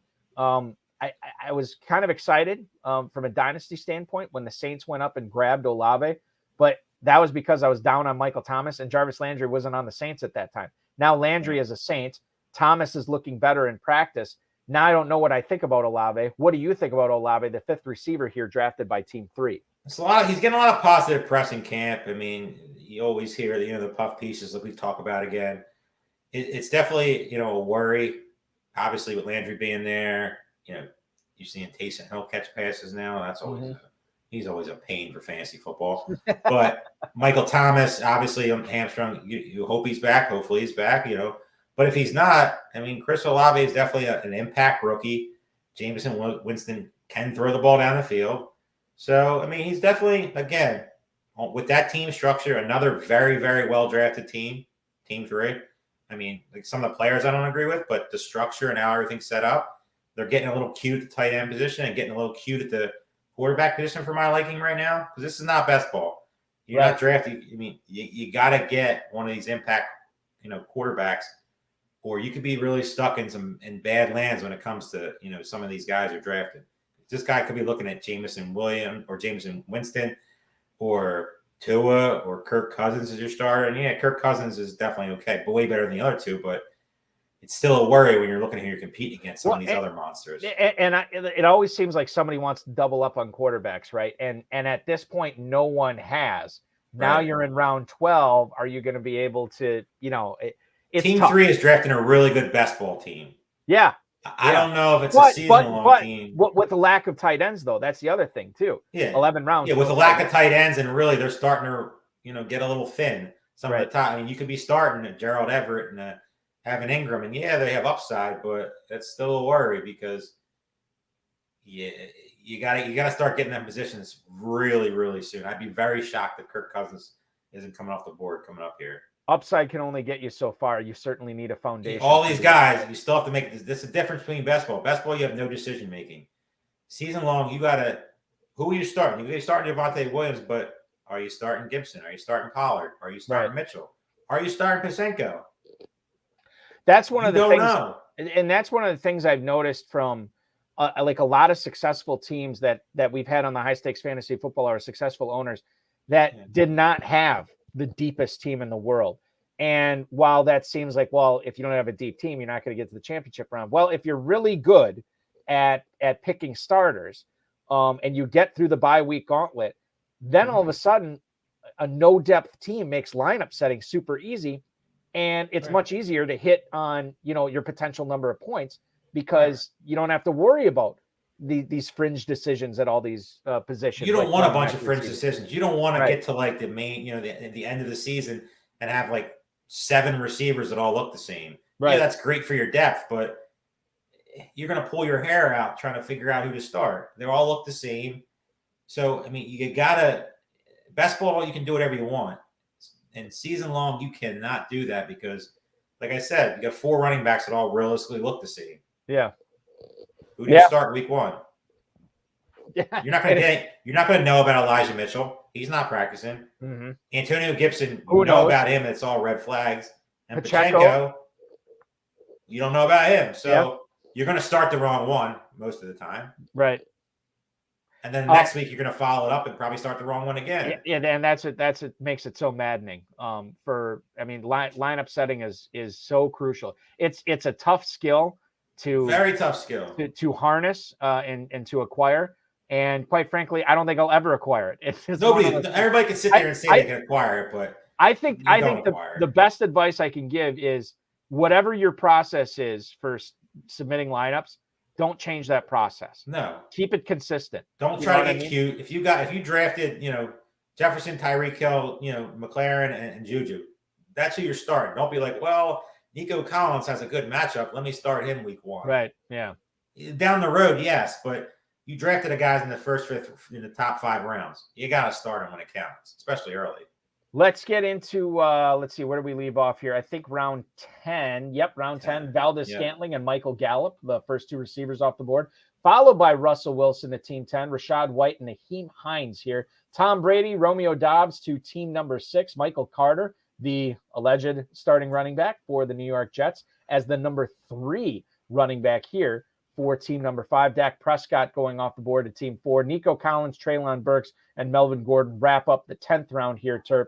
Romeo Doubs, kind of down on him at this point now, because I think where he is going in drafts, I'm not too sure he's going to be able to come through. It's Terrace Marshall. It's really starting to just give me like the weird flashbacks of last year, all the hype in the preseason. Right. I don't trust Aaron Rodgers. And Aaron Rodgers, it doesn't sound like trusts Romeo Doubs in the regular season yet. Anybody could be thrown into him when the pads are off and the one-on-ones and all that stuff. And he caught, 2 nice touchdowns in the preseason. That's great and everything. But if you make one bad play with Aaron Rodgers, guess who he's going back to? Randall Cobb, Alan Lazard, Robert Tonyan, Sammy Watkins. Sammy Watkins, but guys like that are trusted veterans. So the one guy we haven't brought up now. Keep in mind, Romeo Doubs has been making some pretty incredible plays both in training camp. 100%. He's had a great camp. But he's also running the wrong route sometimes. He's also dropping the ball sometimes. So this is the kind of stuff that drives Aaron Rodgers crazy.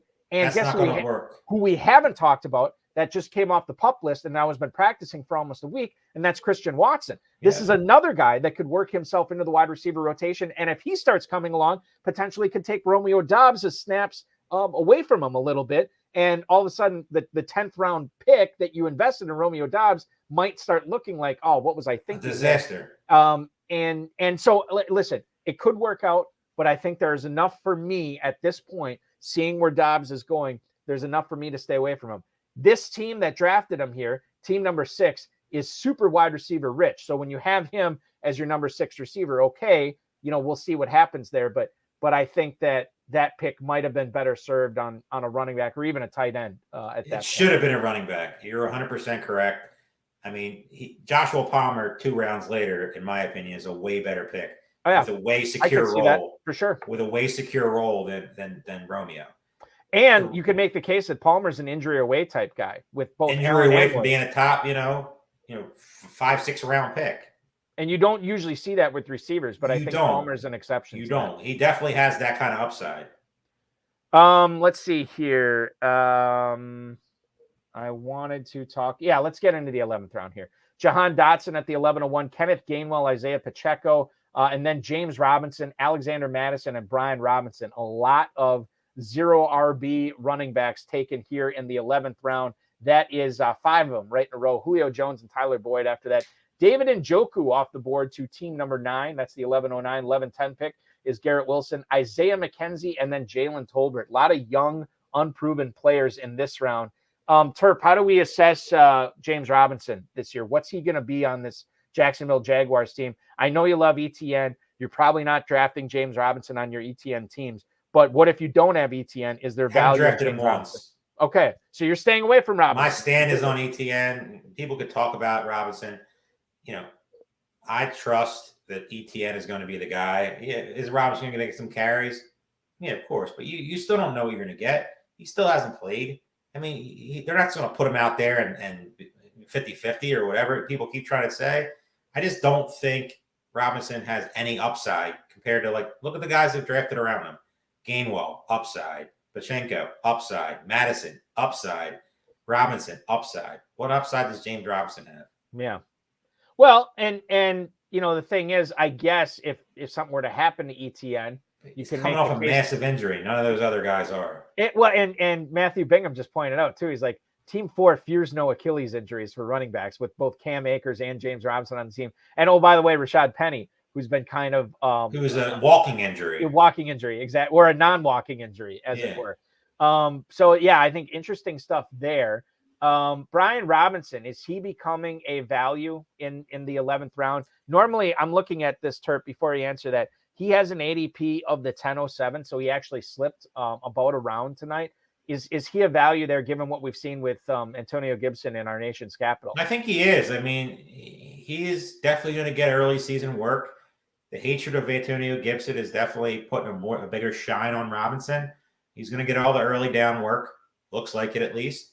It's that, this could all be smoke and mirrors, but I'm more of the belief that Robinson is going exactly where he should.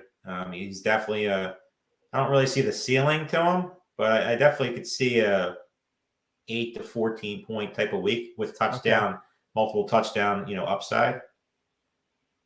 Are we forgetting about Tyler Boyd in drafts? I mean, Cincinnati's offense looks hard because you're banking so much on Chase, you're banking so much on Higgins.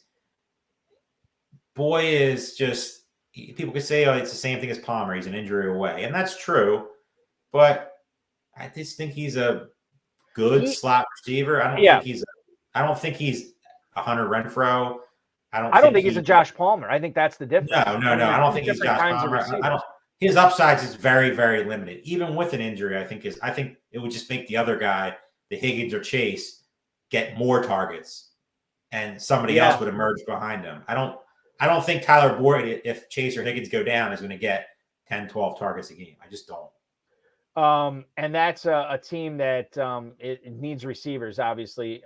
Keenan Allen, Brandon Ayuk, Tyler Lockett, and Tyler Boyd here. That is team number 8 in the draft tonight. They get Tyler Boyd, number 57 receiver, off the board. Let's move on to the 12th round here. Jacoby Myers leads things off, followed by Isaiah Spiller to team 11. Back-to-back tight ends, Albert Okwuegbunam to team 10, then Irv Smith off the board to team 9, 1 round after they take David Njoku. They get Irv Smith. Those are their top 2 tight ends. Khalil Herbert, Russell Gage, and Josh Palmer, as we've been talking about. right in the meat of the 12th round sandwich here. Jamal Williams, followed by Hunter Henry and Gerald Everett, another couple of tight ends off the board to team 4 and 3, respectively. Wandale Robinson and Eno Benjamin will round out the 12th round here of this FFPC main event live draft that Dave Terpoilli and myself, Eric Balkman, are performing here for you tonight. Not performing, we're just calling the action. None of us are drafting in this, or neither of us are drafting in this league. We're just peeking in and see what a real life FFPC main event draft is looking like right now. I don't like the Isaiah Spiller pick for team 11 here, even though it's in the 12th round. I'm kind of off Spiller from redraft totally, given that it sounds like he's hurt and he might not be ready for week 1. And Josh Kelly's been outperforming it anyway. Yeah, Dave. definitely. It definitely doesn't look like he's going to be ready for week 1. And this team, they're dancing with the devil with Kenneth Walker and Spiller because they're guys who could be pushed down the depth chart. I mean, obviously Walker being hurt and with the hernia and everything, and Spiller, being banged up. If Joshua Kelly emerges, Spiller might be looking at nothing for a long time. Yeah. And that could, he could be a cut really quickly. I mean, quite frankly, format. Like if you have a lot of players on your FFPC dynasty team, and if you got to cut down, I mean, I even though Spiller was probably a second round pick, exactly, and he might be a guy you think about. He might be a guy that you got to get rid of because some of these guys who are emerging out of nowhere, and then you have a guy like Isaiah Spiller who's kind of stuck in early in the training camp. He was getting a lot of positive press. But the last couple of weeks, and obviously being hurt, it's kind of like fell off. It's been Joshua Kelly this, Joshua Kelly that. I'm still a Spiller believer. I still like the kid, and like his talent. But that's a team that needs to win now. They're not. You got to look at these situations. Isaiah Spiller on a different team would probably get a lot more of a leash. He's not going to get that leash, with the Chargers.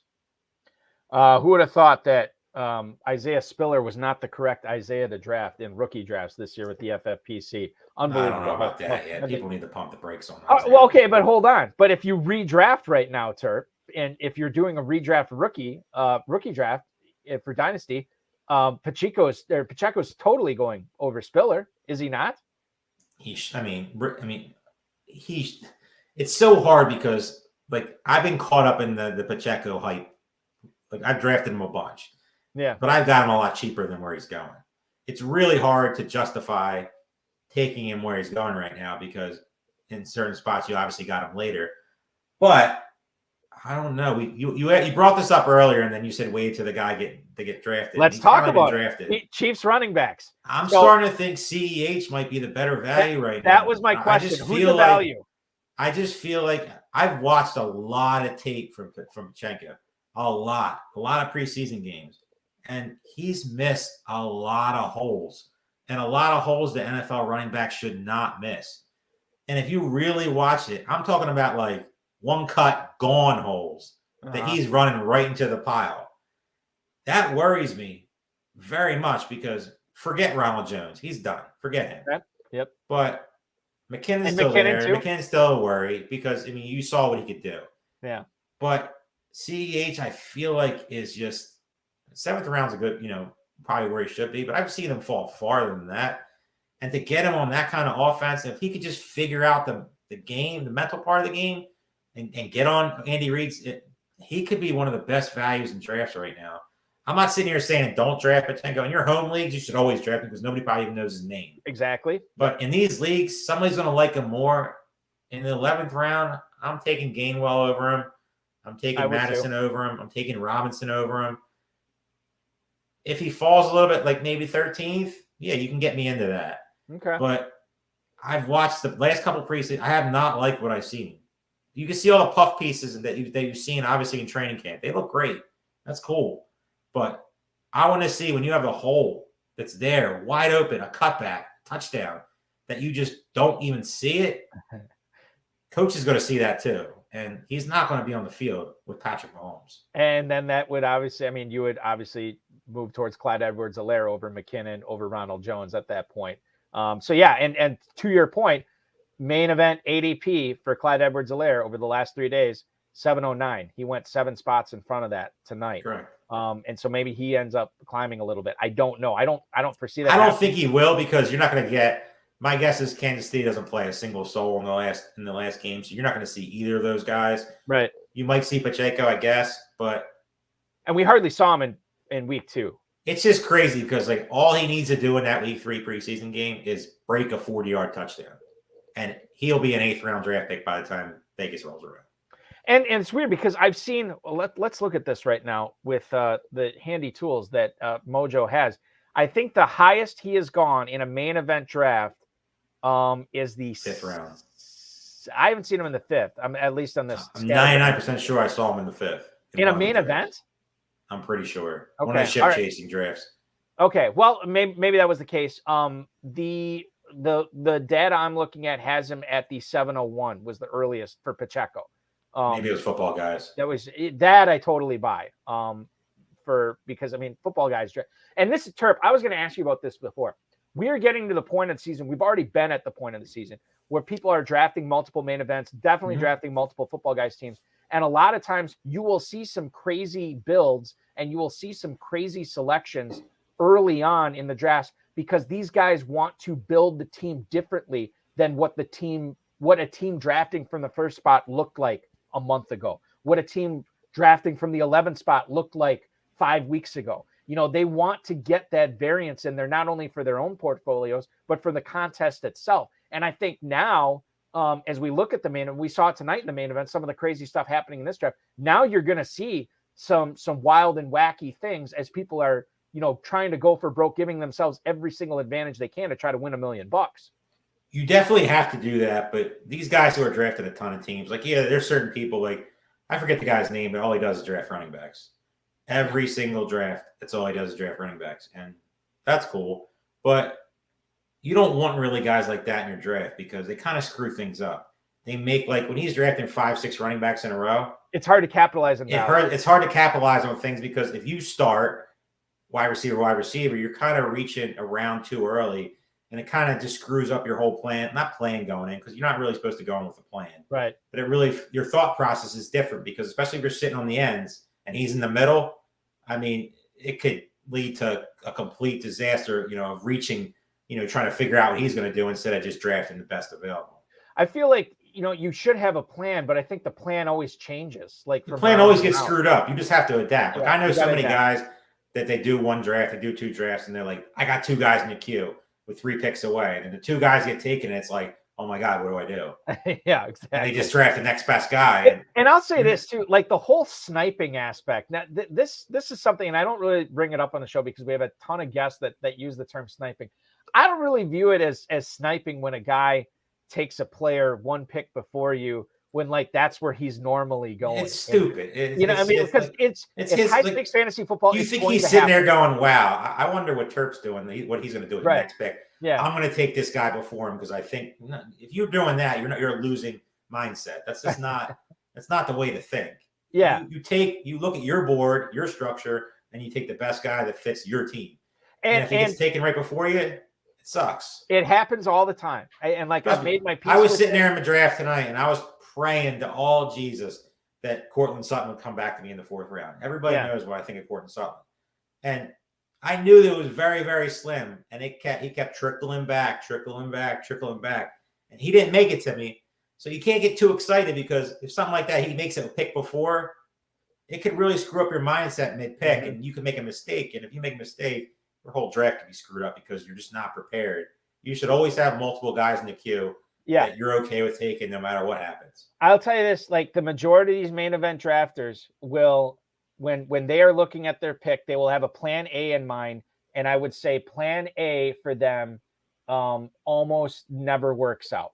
No. They're almost like let's say, you know, you pick somebody at the 303 or something, and you're like, okay, I hope this guy comes back to me. He's probably not, but that's plan A. And then if it happens, great. Like plan B and plan C, these are the ones that usually plan A is easy. Out. You always know plan A. You know, I want Cortland Sutton. Cortland Sutton comes back to me. I don't care who's there. I'm taking him. But if he doesn't, you got to have the B's, the C's, the D's in some cases. Because especially where you're sitting in drafts, you don't know. These guys don't care who you want. Right. They shouldn't care who you want. You should be drafting who you want. So these guys take your B, your C, your D. Then what? Yeah. And I people comment in Football Guys drafts, especially all the time, where they're 5 picks away. And they're like, oh, I was 5 picks away. I had these 4 guys in my queue, and they all went. Well, yeah, I mean, yeah. What do you think is going to happen? Guess what that happens? Who's the 5th guy in your queue? You have nobody. Well, that's your fault. You got to have enough for how many picks away you are, for sure. All right, round 13 here, Terp. Jamison Williams, KJ Hamler, a couple of receivers, the teams 1 and 2. Isaiah Likely, another Isaiah who went in FFPC Dynasty rookie drafts this year. He's the backup tight end here for team number 3. We'll talk about him in a second. Matthew Stafford, Deontay Foreman, and J.D. McKissick, all 13th round picks. Mike Gesicki, I think he's worth talking about as well. The 3rd tight end drafted by Team 7 tonight. Kenny Golladay, Tyler Allgeier, and then Devontae Parker, as Frank LaPrade pointing out in the chat. Why not take the top pass catcher for the Patriots here in the 13th round? Raheem Mostert, and then Robert Tonyan. Never Doubt Bobby is his new nickname that my local radio show in Northeast Wisconsin talk about him coming off his ACL. His new nickname is Never Doubt Bobby. We're not going to doubt him, although he may not be ready for week 1. We'll see on that.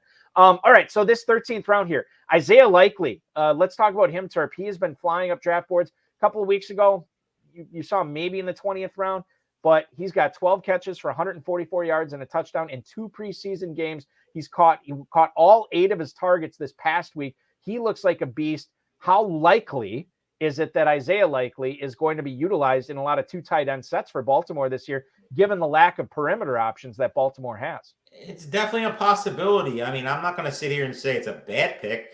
When you're getting in the 13th to the 20th round, if you can get a tight end with upside, why not? Why not take a shot? The good thing about this is you can always cut him. In best ball, you can't do that. If you're taking Likely, if he's not, if he gets buried behind Andrews, or he can't block. You don't know he can block yet. So that's a big question that people aren't talking about yet, because they're still a running team, and it's still an Andrews Bateman show.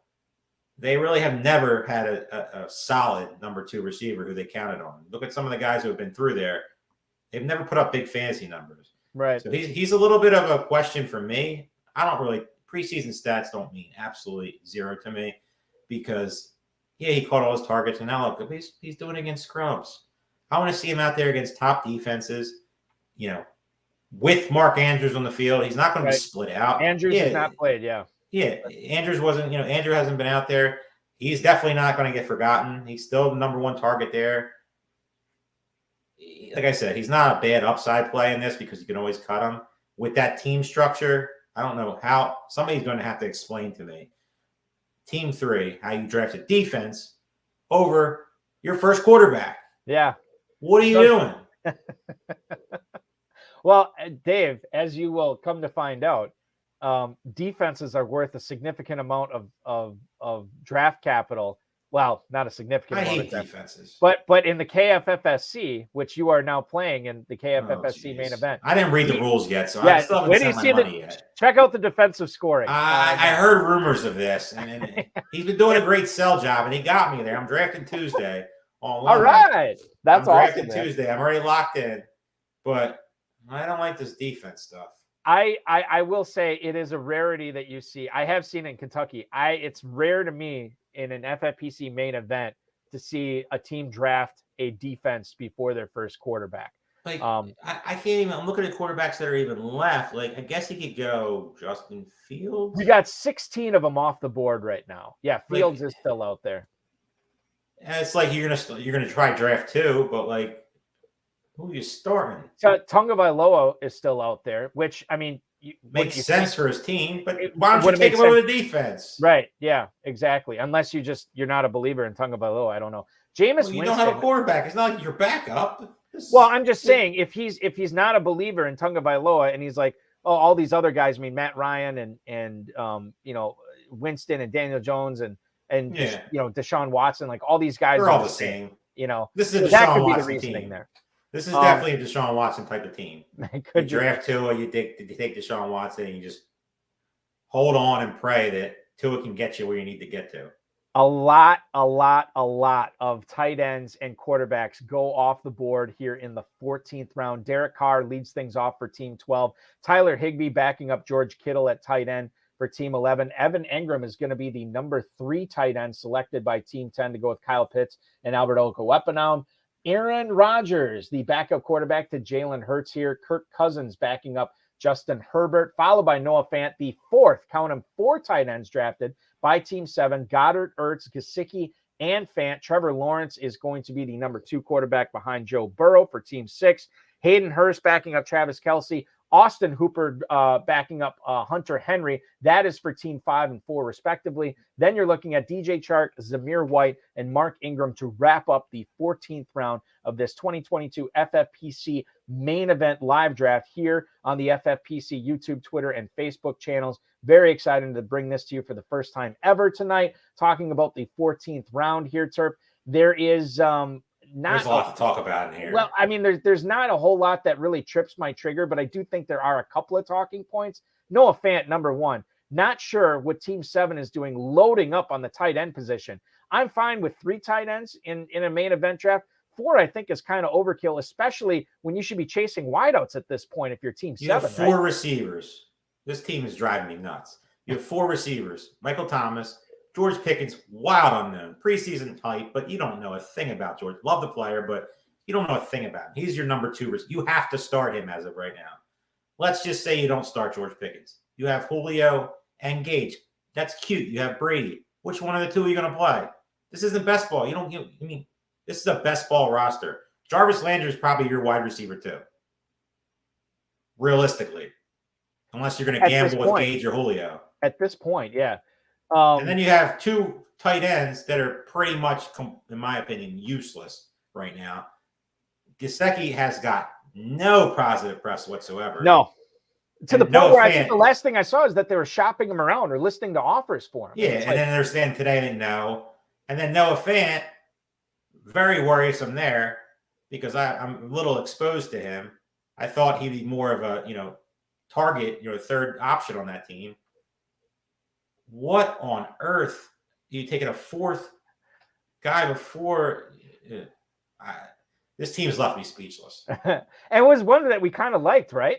At the start. No, we never didn't. Liked team. Oh no, this 4 team 7. running backs to I'm start. sorry. You're never getting me to sign up on that. No. I was thinking Team 6. Team 6 was the one we liked. 7 was not one. Yeah, it's gotten more and more confusing here as we move forward. I want to talk about real quick. Yeah, Team go ahead. 12, the Derek Carr pick. Yeah, go ahead. I don't understand the pick in this format. The reason I say that is because tight ends are solid, wide receivers, okay, running backs. You have 4 running backs. Why is Derek Carr your pick? It's not a bad pick. He's a very great he's an outstanding value in the 13th round. Some of these teams he should be their starter. Mm-hmm. But you have Lamar Jackson. You're banking everything on a 5th round Lamar Jackson. Why not take an upside running back? Yeah. A Jarek McKinnon, a TDP. I don't think if I'm starting Lamar Jackson or Jalen Hurts, we could say the same thing about Jalen Hurts. What are you taking Kirk Cousins for? Over the last few years, I used to take 2 quarterbacks in a 20-round like KFFC main event. I used to always take 2 quarterbacks. And I was thinking about it like the last, I would say probably like 2018, 2019 or whatever. I'm like, why am I doing this? Why am I taking... The only reason I would ever do it is if I saw a draft the other day, a main event draft. Justin Fields was there in the 18th round. Mm-hmm. It's harmless. It's not going to hurt you. If Justin Fields turns into a player, maybe, you have a guy that, could take the next step. But you also have a guy who's average, you can cut him. He's not really hurting you there. To take a 14th round Cousins when you have a 14th round Rodgers when you have a 7th round Rodgers, you're taking a 14th round Carr when you have a 5th round Jackson. Yeah. It just, you're one lottery ticket that's down the toilet. You pretty much just flushed it. And the other thing to keep in mind too, and I understand, maybe Team 12 is thinking, oh, Derek Carr's still available. I have Devontae Adams. I'll get that stack right there. Well, how often? Again, this is not best ball. How often are you going to deploy that stack when you have? Are you sitting Lamar Jackson for Derek Carr? No, when you do that, Lamar Jackson is going to make it hurt for you. Yeah, honestly, the only time you would ever really consider that is AFC West shootout. I would say if you are in a must-win situation to try to get to the playoffs and you are facing long odds and you need a miracle, well then, yeah, maybe you got to pray for the Derek Carr, Devontae Adams miracle 3 touchdown game.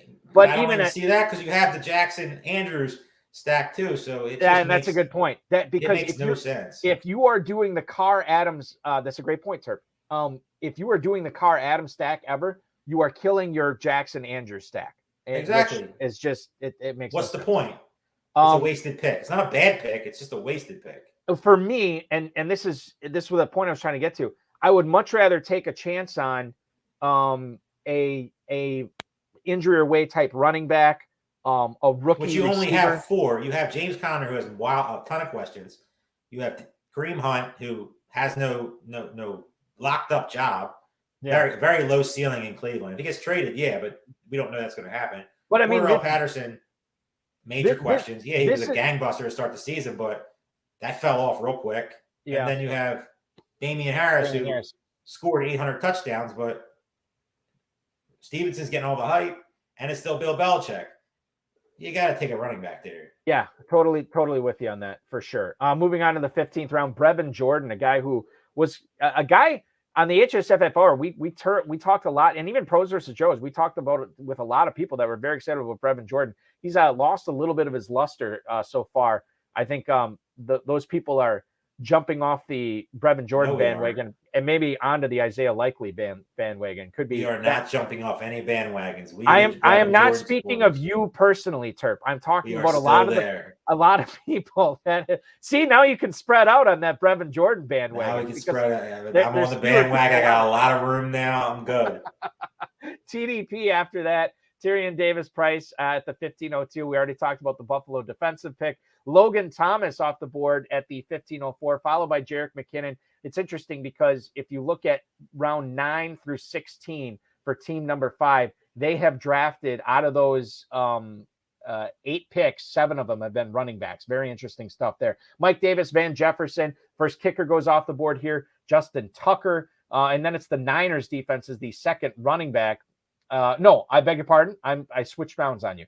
I knew something was wrong. After McKinnon was KJ Osborne, then Jarvis Landry, Marvin Jones, Christian Watson, Alec Pierce, McCole Hardman, and Robbie Anderson. A massive receiver run to complete the 15th round, even starting the 16th round.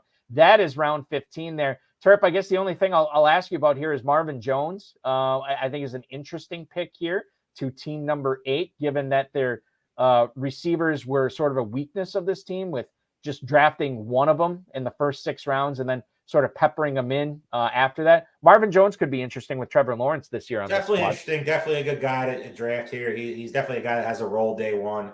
You know, to get a guy like that in the 15th round, you don't know anything in Jacksonville right now. You don't know who's going to emerge. They got Kirk. They have Zay Jones. They paid all those money too. Marvin Jones is still there. Laviska's somewhere hiding. Evan Ingram, should get some targets. And obviously, they got him right when free agency started. And he's somebody I'm a big fan of. But Marvin Jones, with this team structured the way it is, he's solid for me. Not a bad pick. 16th round, moving on. Corey Davis completes that long wide receiver run, 8 straight receivers from 15 to 16. Corey Davis and Robbie Anderson are the turn picks here for team 12. Evan McPherson off the board to team 11. The second kicker off the board? Yeah, first kicker off the board, beg your pardon. Then Justin Fields, I'm doing it again. San Francisco 49ers, second defense, then Justin Tucker, then Van Jefferson. Now we're looking at Mike Davis to team 6, Dearness Johnson, another one of the deep stable of late round running backs that team 5 is putting together. Sammy Watkins, Matt Ryan off the board, Taysom Hill, and then Paris Campbell to complete round 16. The situation that we are looking at here, we talked about team 7 a lot. Let's talk about what's going on with team 5. This is a team that we have not talked a whole lot about tonight. They start off with Kelsey and Kamara, and then they pound the receivers. They go with 5 receivers in the next 6 picks, and it's pretty much been all running backs along with Hayden Hurst after that. Terp, what do you think of this squad? I like it. I like exactly what they're doing. They got the stud tight end. They got the stud running back. They got 4 receivers. They're going to be starting day 1. They got a 5th with Sky Moore with plenty of upside. They got Kyler Murray, stud quarterback. And they're drafting lottery tickets, and there is nothing wrong with doing that. Did they go a little excessive? Maybe a little. They drafted a bunch of guys. They probably could have eliminated 1, maybe 2. But if any of those guys turn into, let's just say 2 of them turn into starters, consistent starters, this team is easily a league winner. Very close. this could be a top of the line team. If Drake London turns out to be the player that people think, if Marquise Brown is that guy with Kyler Murray, you're talking about a very nice stack right there. I mean, getting Travis Kelce, you really can't. It's different, but these are all lottery tickets that could pay off. And you're looking at all those guys, and they could easily be league winners. I mean, Jeff Wilson. Who else we got there? Dearness Johnson, Jared Johnson, Michael Carter, Darrell Henderson. Yeah. I mean, they're all guys that have potential day one to be the guy if one thing just flips their way. I like what Team 5 did very much. It's definitely one of my favorites in this draft. Team 4, they pound receivers early here. You're looking at 5 receivers in the first 7 picks. Then they ignore the position. And this I always think is a mistake when you do something like this. I agree. It's fine if you want to load up on a position like that and make it a strength, but don't just weaken that strength as it goes on to now not take another receiver after round 7. You don't take another until round 16. That's Sammy Watkins. I think it's a mistake here. I would have much rather seen him pepper in another receiver, or maybe another couple receivers. Than the 2 issues this team has is really simple. Number one, you have Dak and Stafford. Yeah. Like, I understand you got Stafford with Cup. I understand that Stacks. I love Stacks. That's all cool. But the Dak pick, he has, in my opinion, more upside than Stafford. So I'm fine with that. You don't have a stack, not a big deal. Mm-hmm. But why do you take Stafford? You should have took another receiver there. But the big problem with this team is tight ends. Hunter Henry, Austin Hooper, I think it's Austin Hooper, and Logan Thomas. Mm-hmm. Logan Thomas, I think he's undraftable at this point. Tough Austin to make Hooper, a case for him, yeah. Austin Hooper might be the best tight end on this team because Hunter Henry, you're hearing a lot of positive press about Jonnu Smith getting a lot of targets in camp. And I know that doesn't mean anything, but I haven't heard a peep about Hunter Henry. Nothing. I haven't either. Yeah. Like zero. That worries me a little bit because I have Hunter Henry on a couple of these teams. But I actually drafted Jonnu Smith, late in my one of my drafts today as my 3rd tight end. But that you can't, the tight end position, you will be destroyed with those 3 guys. Yeah. Who do you start? And even if you do start one, what's best case scenario you're getting? 15? And what are the chances that you pick the right one too? Yeah. What are the chances you pick the right one? That's the big thing that best ball players get caught up when they're playing in these leagues.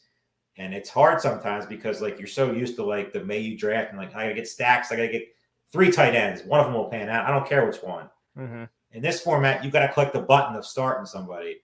And who do you click on that team with confidence?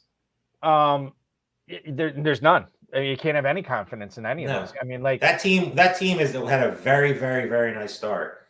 And like you said, they ignored the right wide receiver position when they had plenty of chances of taking, some upside guys, some low, some floor guys, like we talked about Marvin Jones, guys like that would have fit this team, on bye weeks, injuries, things like that. They need those receivers that they started off with to be perfect. They need Aaron Jones to be the stud. Yeah. If not, this team's close to drawing dead. Round 17, the Buccaneers defense, the team 1. Harrison Butker off the board to team 2. Bunch of running backs here. Amir Abdullah to team 3. Jalen Warren at the 1704. Jeff Wilson, 1705. Team 6 takes Zach Moss. Jamison Crowder, the 3rd straight receiver drafted by team 7. Daniel Bellinger and then Jonnu Smith, back-to-back tight end picks here for teams 8 and 9, respectively. Darrell Williams, the Rams defense, and then Will Fuller off the board. Is he alive? So Terp, how do you handle this? Because you've been drafting a long time. There were players if you were drafting before the NFL draft or before free agency started, there were players that didn't have teams, at that point. How do you handle guys like that? You have heard nothing. I heard a little blurb early when what was the free agent that got signed when with Will Fuller? Julio Jones. When he got signed, people were like, Will Fuller, he'll be next. He's going to Cleveland. He's going to Dallas. One of them, it'll eventually happen. But since then, it's been radio silence. Yeah. Does he want to play football? Why isn't he on a team right now? I heard he's he's trying to find a good spot, but what's he waiting for? He might be doing the same thing with Beckham, where they're just waiting 3 weeks before the season started. And I guess the difference Beckham's not healthy. Beckham is wildly more talented than Will Fuller. Will Fuller is a one-trick pony. But they both might be waiting for the right situation too. That's true, but Odell, I feel can wait for the right situation. Will Fuller has never shown. He had a couple big games, but he's never shown any wild consistency. to warrant being able to pick his own spot. He's consistently inconsistent. If you're Green Bay, why isn't Will Fuller on your team? That's not the way Green Bay does business. I know that. I mean, I know that, but I'll say why this. You got Sammy Watkins on your team. I was shocked about the Watkins signing. And there was still, I mean, I don't think it's going to happen anymore because Matt LaFleur and Aaron Rodgers have talked very positively about Watkins over the last month or so. But there is a time we all know how that ends. With an injury, obviously. We all know how it ends. Yeah. Week 1, Sammy Watkins is going to be this. If you draft Sammy Watkins in the 20th round, start him week 1. Mm-hmm. And then after that, your season, just cut him. Just don't even torture yourself. Week 2, I remember that week he scored 40 points week 1. He was on my bench in my main event league. I had him. I'm like, I'm so mad. I remember watching the game like, you got to be kidding me. Next week, I'm like, it's all Sammy Watkins to the moon. I think he got 0 and he got hurt. And that was it for Sammy Watkins. Don't torture yourself with Sammy Watkins. Totally agree. Moving on to round 18 here, I believe. Yeah, Sony Michel and Dontrell Hilliard, a couple of running backs leading things off the team 12 and 11. The Colts defense, Marlon Mack, and then the Cowboys defense, followed by a couple of kickers, Ryan Suckup, Daniel Carlson, the Saints defense, the Browns defense, Tyler Bass, Tua Tagovailoa finally goes, and then Matt Gay off the board, the final pick of round 18. What happened? I mean, like, so many chances for the Tyreek Hill owner to grab Tua Tagovailoa. He eschews Matt Ryan's your starting quarterback? Yeah, come on. And that's a naked quarterback too, right? I mean, there's no stack on that. You had the option to take Tua, Justin Fields, like guys that have upside with talent. Like Fields has the rushing upside, Tua has the receivers with him. You take Matt Ryan, who has 0 upside, none. Kirk Cousins, Terp, even went in the 14th round. He could have had Justin Jefferson. Well, we talked about that earlier. He could have had Jefferson and Cousins. With Jefferson, Kirk Cousins on a new offense is going to be throwing the ball at 10. This team looks totally different. Yeah. I don't like. It's just the hard part about some of these drafts are you keep, like I keep saying, I keep going back to the best ball thing. You keep looking at some of these guys like, oh my God, this guy's there, but you have to start people. Right. So all these guys are cool and everything, but like, who you starting? Mm-hmm. And then now you have to click Matt Ryan every week. Be an easy decision, at least, if he's your only quarterback. Can't screw that up. It's like who you like. You got to take another one. I hope. Yeah. I saw a draft. Somebody sent me a thing on Twitter this morning, I think it was, and they drafted Deshaun Watson and Baker Mayfield and the football guys. And yeah, that might say, hey, you're the rest of the team really nice. Yeah, you are better be dancing with the devil. Because, yeah, you're waiting a week 12 to Deshaun Watson to lead you to the promised land, but you got to get there first. And you are more than likely losing their quarterback matchup with whoever every single week. Every week. Yeah, that's tough. If you are of the belief that you can outdraft everybody at the other positions, running back, receiver, tight end, defense, kicker, whatever. But the margins are so small. They're very tiny. Yep. We're not talking about like massive margins. We're talking about a couple points here and there. And the difference between Baker Mayfield, who I love, and we all know that, between him and Jalen Hurts or Lamar Jackson, Baker Mayfield ain't putting up 30. He ain't putting up 35. Lamar Jackson, Jalen Hurts, they can put up 30, 35. And it's hard to compete with a 35 to a 15 at the quarterback position. Totally right.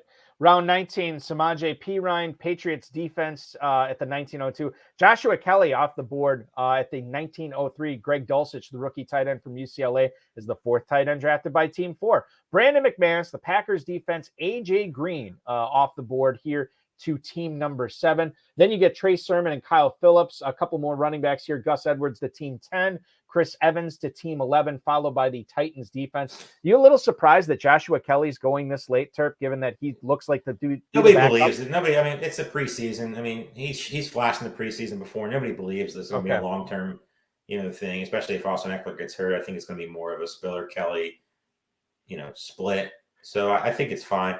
I'm just trying to figure out, we always talk about it in these drafts, best ball, whatever drafts it is, season long. What is the point? Team 7 is just literally giving me a migraine. What is AJ Green going to do on your team? I mean, it's darts, right? I mean, you're throwing darts. But darts it's a negative upside dart. Here's what it is, and this is, again, I'm not in the mind of Team 7. Of course. But I look at this AJ Green thing as maybe maybe this guy believes this is going to be a viable guy until Hopkins comes back. And then once Hopkins comes back, AJ Green's an easy cut. I look for the next, sexy thing at running back or receiver or whatever. But I could see, given the team structure here, if you think that George Pickens is going to be a little bit slow to come around, Russell Gage was dealing with an injury as well.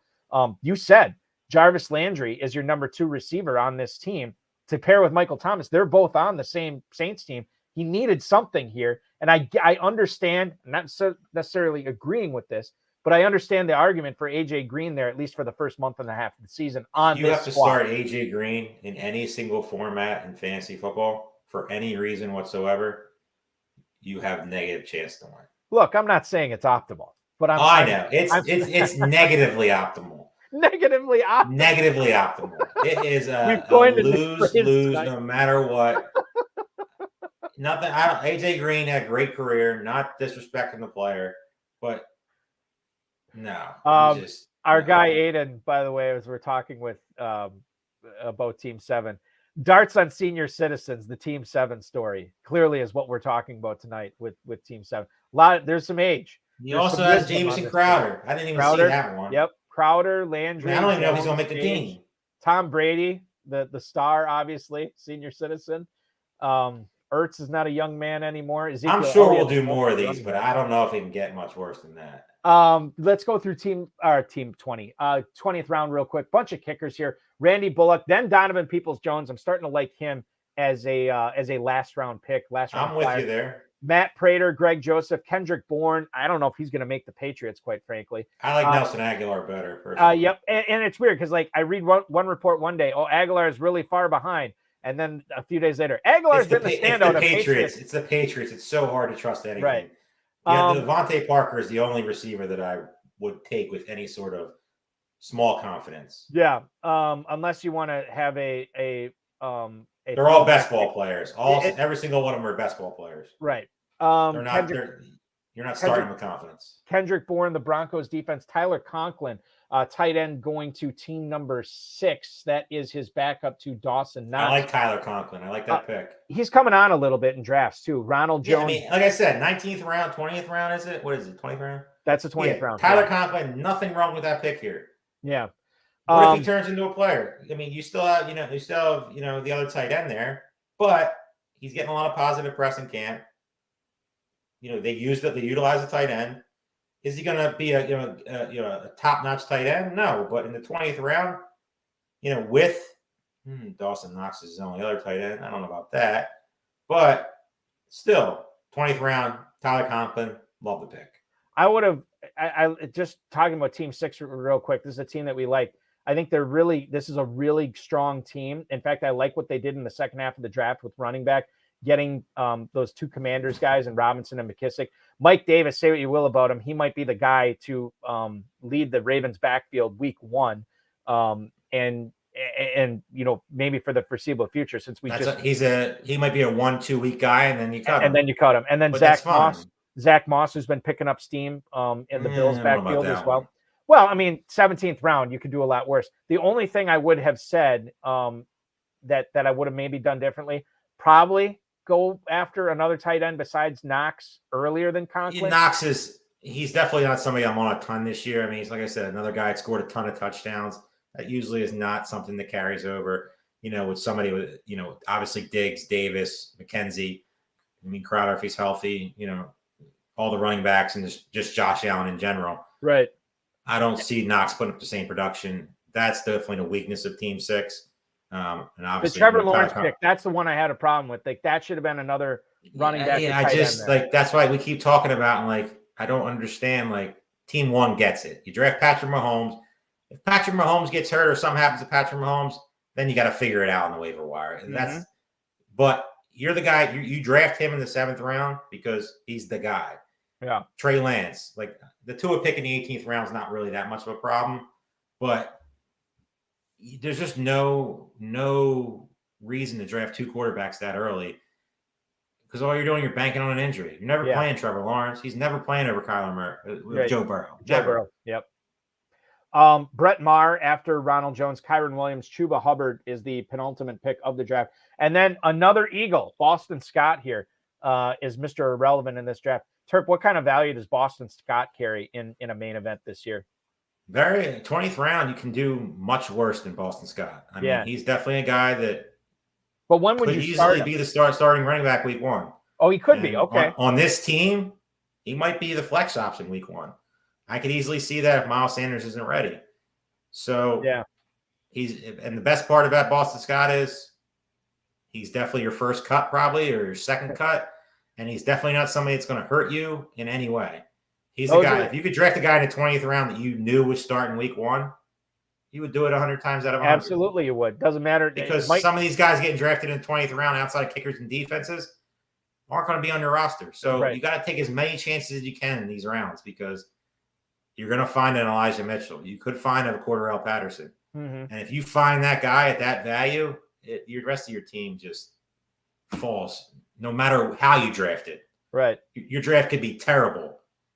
Or you could be, your running backs could be really suspect. But if you find an Elijah Mitchell in the 20th round, or Cordarrelle Patterson last year, there's been plenty of guys in the past, it makes your team just skyrocket quickly. Yeah, it's the magic balm that we're always searching for, that the thing that can cure all ills with poor drafting in the first 19 rounds. It's something we always chase. It's something we continue to chase.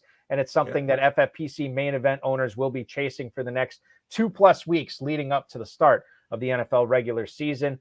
This has been another broadcast of the FFPC live draft coverage. Myself and Dave Terpoilli. Dave, we'll see what we can do as far as squeezing another one of these in. It's getting dicey. I can imagine you're pretty much just locked in your basement. There's main event season, football guy season. I mean, especially as we get closer. Right. It's going to be tough. However, there's a chance that we might be able to get Aiden to do one of these with you too. He did say he would jump on. Yeah. I said I would jump on and help him whatever he needed. Right. So we can definitely get one of these up, because I know your schedule is. It's getting hairy. I'm nervous to even hear your schedule. That's how much anxiety it gives me. Yeah, it's not great. It's not. There's been a couple of just going to the bathroom is probably a positive. No, there is something to be. Just step away from a computer. Just stepping away from these draft boards are going to be ingrained in your brain. They probably will be. Stay tuned to this YouTube channel. Any announcements on future podcasts, we'll definitely let you know, and we'll tell you when they're going to be. Follow Dave on Twitter at Dave Terp. Dave, once again, great job tonight. Thank you all so much for all the analysis. And if we don't do another one of these before Planet Hollywood, I'll see you out in Las Vegas, my friend. Always. Have a good one, brother. All right. That was Dave Terpoilli, ladies and gentlemen. This draft board that you're looking at right now, we'll get this posted on our social media, Facebook, Twitter, what have you. And so you can check that out. We'll get it on the FFPC message boards as well, probably within the next 24 hours or so. Got some other stuff I got to tend to before I can get that up there. Ladies and gentlemen, that will do it for our program tonight. Want to thank Dave Terpoilli. I want to thank the 12 FFPC main event drafters that drafted this league tonight. It was awesome to watch. Hope you enjoyed it. Remember, if you want to join these teams, multiple FFPC live drafts are off and running. We'll have, I think we got 2-hour slow drafts still going on as well at myffpc.com. $1 million grand prize. It's an industry record. Make sure you're taking advantage of that. Multiple football guys drafts filling up every day. I know if you're looking to get into some action and some tonight, I believe there is one more starting in about 20 minutes tonight. So you can hop in that. Commish Price will be happy to run your draft for you. $500,000 grand prize there, $350 entry fee. And of course, the Superflex Best Ball Tournament too. $35 entry fee, you can win 10 grand. The FFPC Best Ball Tournament, $125 entry fee, you can win 200 grand. What's wrong with that? Dynasty startups available. The live dynasties, I believe, start this Saturday. The final slow dynasties will be this Friday. So if you want to get in a slow dynasty, that is the last day to do it. And if you want to play in closed 12-team best ball leagues, you can certainly do that as well. KFFSC.com. That's where you can join the KFFSC main event, compete against guys like me, guys against like Dave, who is going to be in it this year. Very excited for that. And I'll be in Louisville this weekend, broadcasting the high stakes fantasy football hour live at Caesars Southern Indiana for the Kentucky Fantasy Football State Championship 20th annual live events. That is going to be a lot of fun. That's the next time we'll be on. And it will be at a special 8/7 Central time this Friday. I'm still booking some guests for that, but we'll get some lined up, and it's going to be an entertaining program. It always is. Remember to like, subscribe, comment, share, and get notified on this. We certainly appreciate it. Remember, the more subscribers we get, the better ratings not ratings, but the more action we get on this channel, the more content that we can provide for you, with whether it be myself or Farrell or Dave or Aiden or whoever it is. The more we get of that, the more action we get there, the more content we can produce. Thank you so much for watching, everybody. Certainly appreciate it. Your week officially continues now.